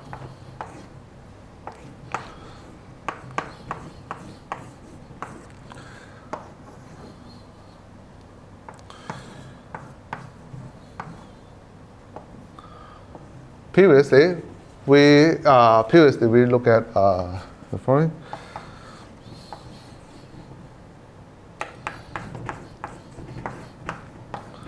right? And then this is projection, and then this is the zero sections. Okay, you can pull back and push forward form. It's not a problem. But now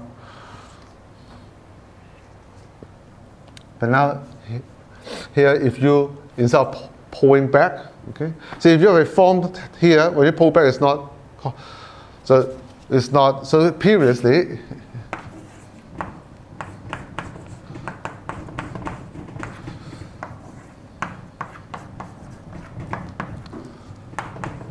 we pull back the form. Right?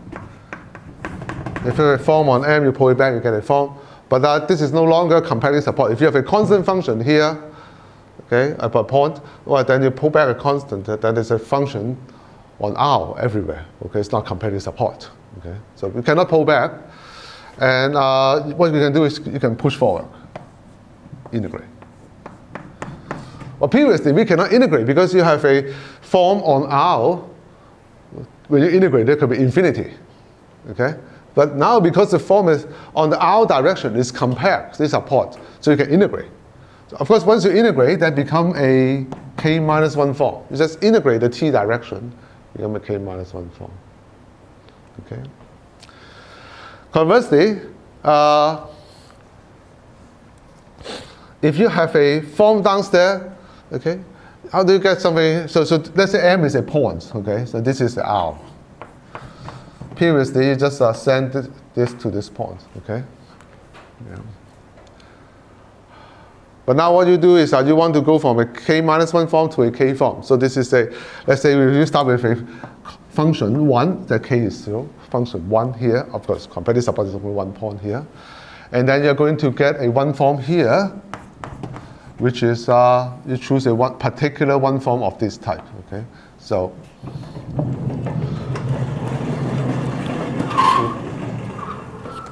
we call this wedge with this 1 form. We call it E star.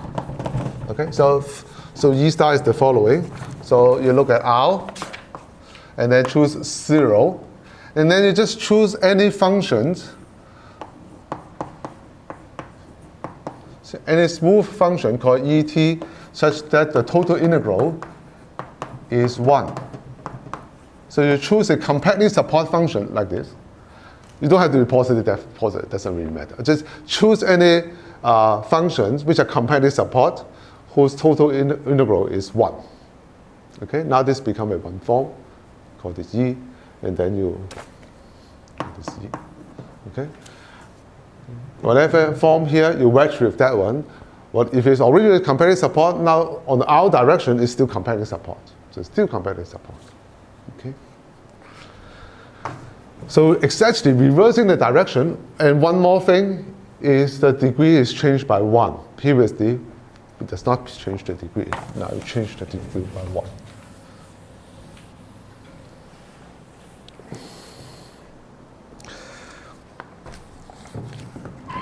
And the statement is, so pi star composed E star is 1 as usual, but E star, or minus 1, is 0.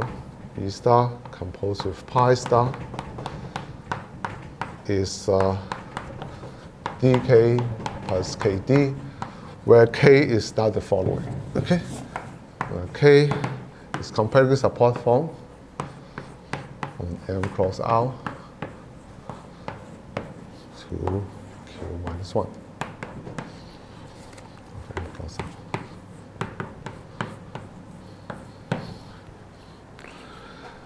And then you have some, you pick a form here of this type. So anything Q form here is, you either have no dt or you have a dt. Okay, let's say you have a dt here. Okay, if you have no dt, then f is 0. And then this is some form of the M part. Okay, and you just send it to. You have to make sure that it's still compactly support on the R directions. So you integrate the f from minus infinity to t, e, t.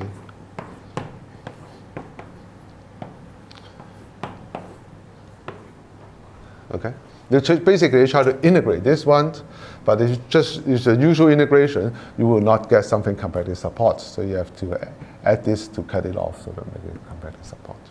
Okay? And then if you have no dt, then just send to 0. If it's dt, then send to this one, no dt. Okay? And then this is again integration by part argument here. Okay?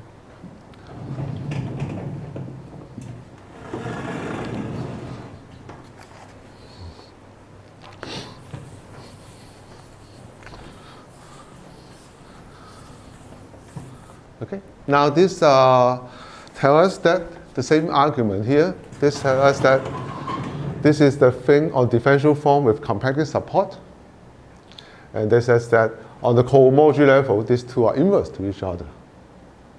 But now these two map shift the degree by 1. Okay, so that tells us that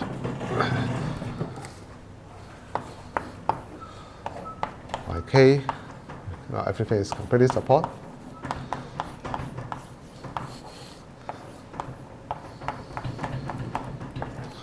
This is isomorphic.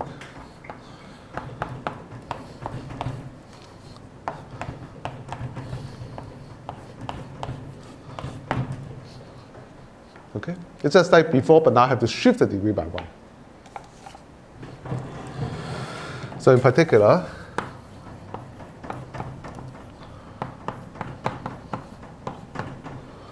if you try to compute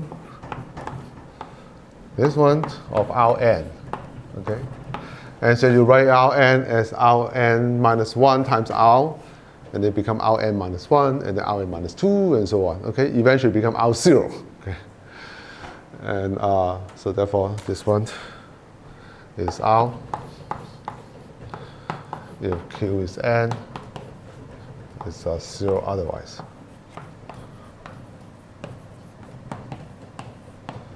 Okay, you have to, yeah. So it's very different from the usual cohomology as before. This one, if it's not no compactly support, then this one is R if Q equal to 0. 0 otherwise. Well, first of all, because this is homotopy equivalent. Okay, if two spaces are homotopy equivalent, then the cohomology are the same. But this is not. Okay, completely support is not.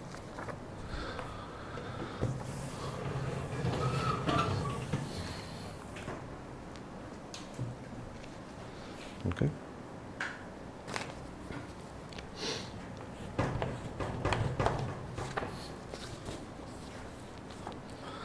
So second is say how do you generalize this to more powerful application? We want to use this to prove the Tom isomorphism, which we used earlier in the Tom Poincare construction and the Poincare derivative. Okay? And that is this screwing argument. It's a rhetoric argument.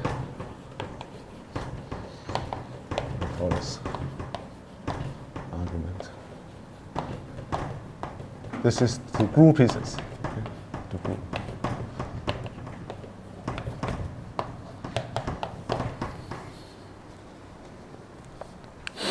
Okay. So let's say the manifold is just this. Okay, U and V, and then U intercept V. Okay, let's say M is you write as a U, and V, and then the intersections. Okay, and then you get the following map. Okay, then M. If you look at U destroy unit V. Okay, then that's a map to M. It's just inclusion. U including M, V including M. Okay. And but the U intercept V, okay, has two maps. You can map to this part. You can map to that part. Okay, so called D0 and D1. Okay, you can map this to U, or you can map this to V.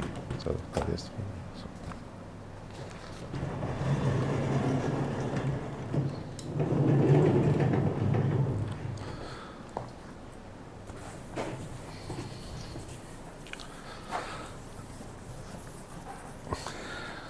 All right, so look at this map. So you can look at the differential form on here. You can pull it back to differential form on, because it's disjoint union, it's just two different things, just differential form on M, now become form on U and form on V. Okay.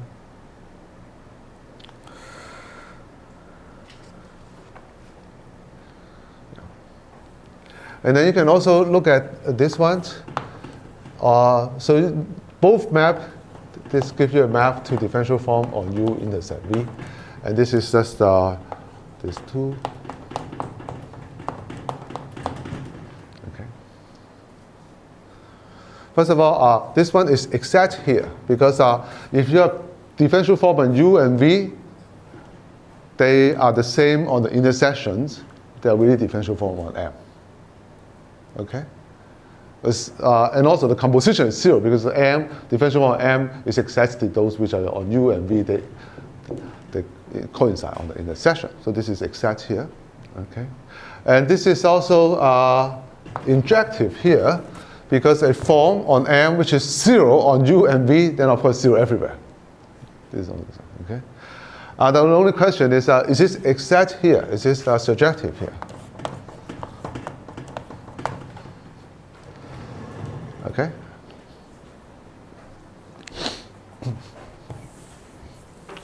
So, yeah. So exact at the last term, okay? Surjective at the last term.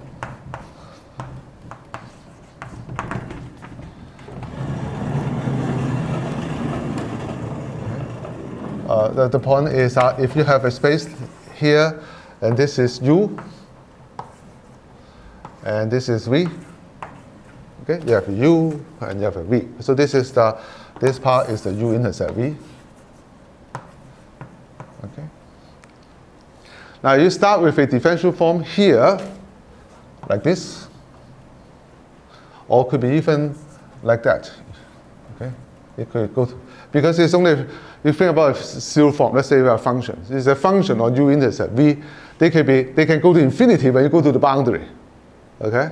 It's just well defined on U intercept V. We don't know what happened to the boundary. So it could go all the way to here as long as it's defined on U intercept V. Okay? Now the question is whether it's surjective, meaning that whether it comes from the difference between a form on U and a form on V. Okay? So what you need to do is, it's just infinity here. This certainly does not go well to the other side, right? And then you have to cut this off here. Okay, so you're going to do the following. We choose a partition of unity. Okay.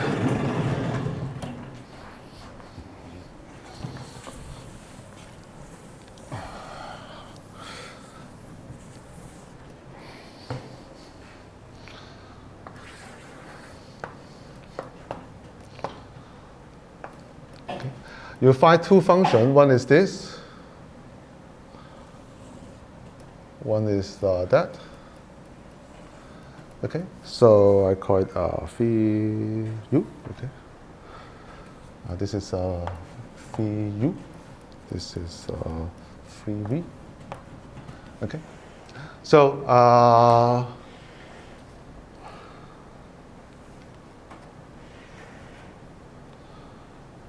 yeah.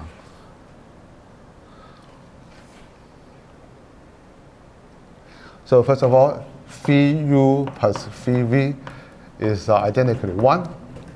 Okay. Yeah. And phi u has so therefore you have the phi times phi u, so phi equal to phi times phi u plus phi times phi v. Okay. And but because you cut this off here, so this one has compacted support on that side. So this one, this one extend to this side. Okay, so this one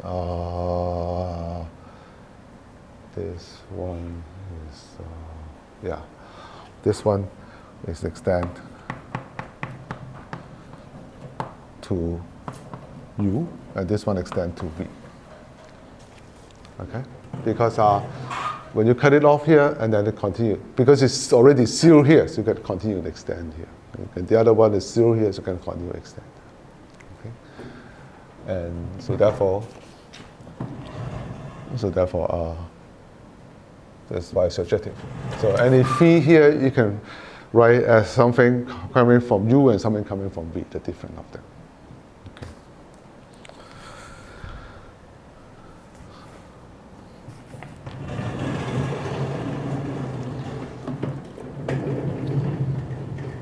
So you can write phi equal to phi 0 star of phi compose U and minus phi compose of minus phi compose of V. Okay, and so that is in U. That is in U. That is in V.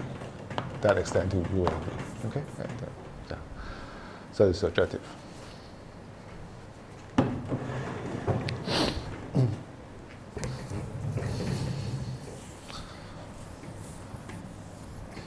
Okay. So this is a short excess sequence and compatible with D, because this is just restricting form and this is differentiation. Okay, and homological algebra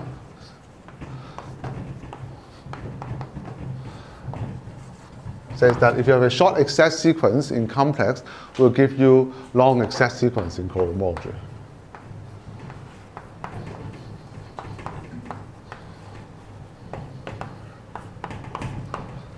Okay, short excess sequence in complex. Short excess sequence in complexes. Long excess sequence in cohomology.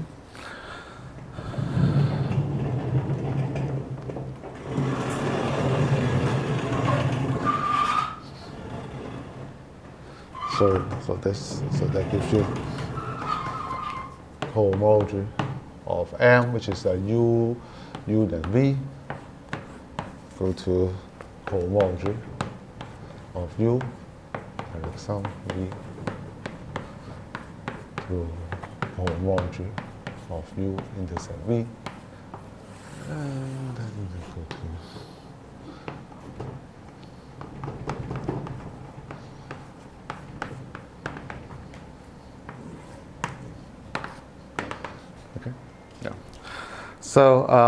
So this is a long excess sequence, and that will be, next time we will use that. It's very useful that we will know that if we know things on the small pieces, okay, if you know things on U, V, and the intersections, then you can use so-called 5 lemma later to argue that things also true for the union. And then you have true for 2, and then 3, 4, and then you can keep on this type of argument, and then prove something true on the whole manifold. And that's how we're going to prove the Thomas isomorphism and the Poincare duality. Yeah. Okay, we'll stop here.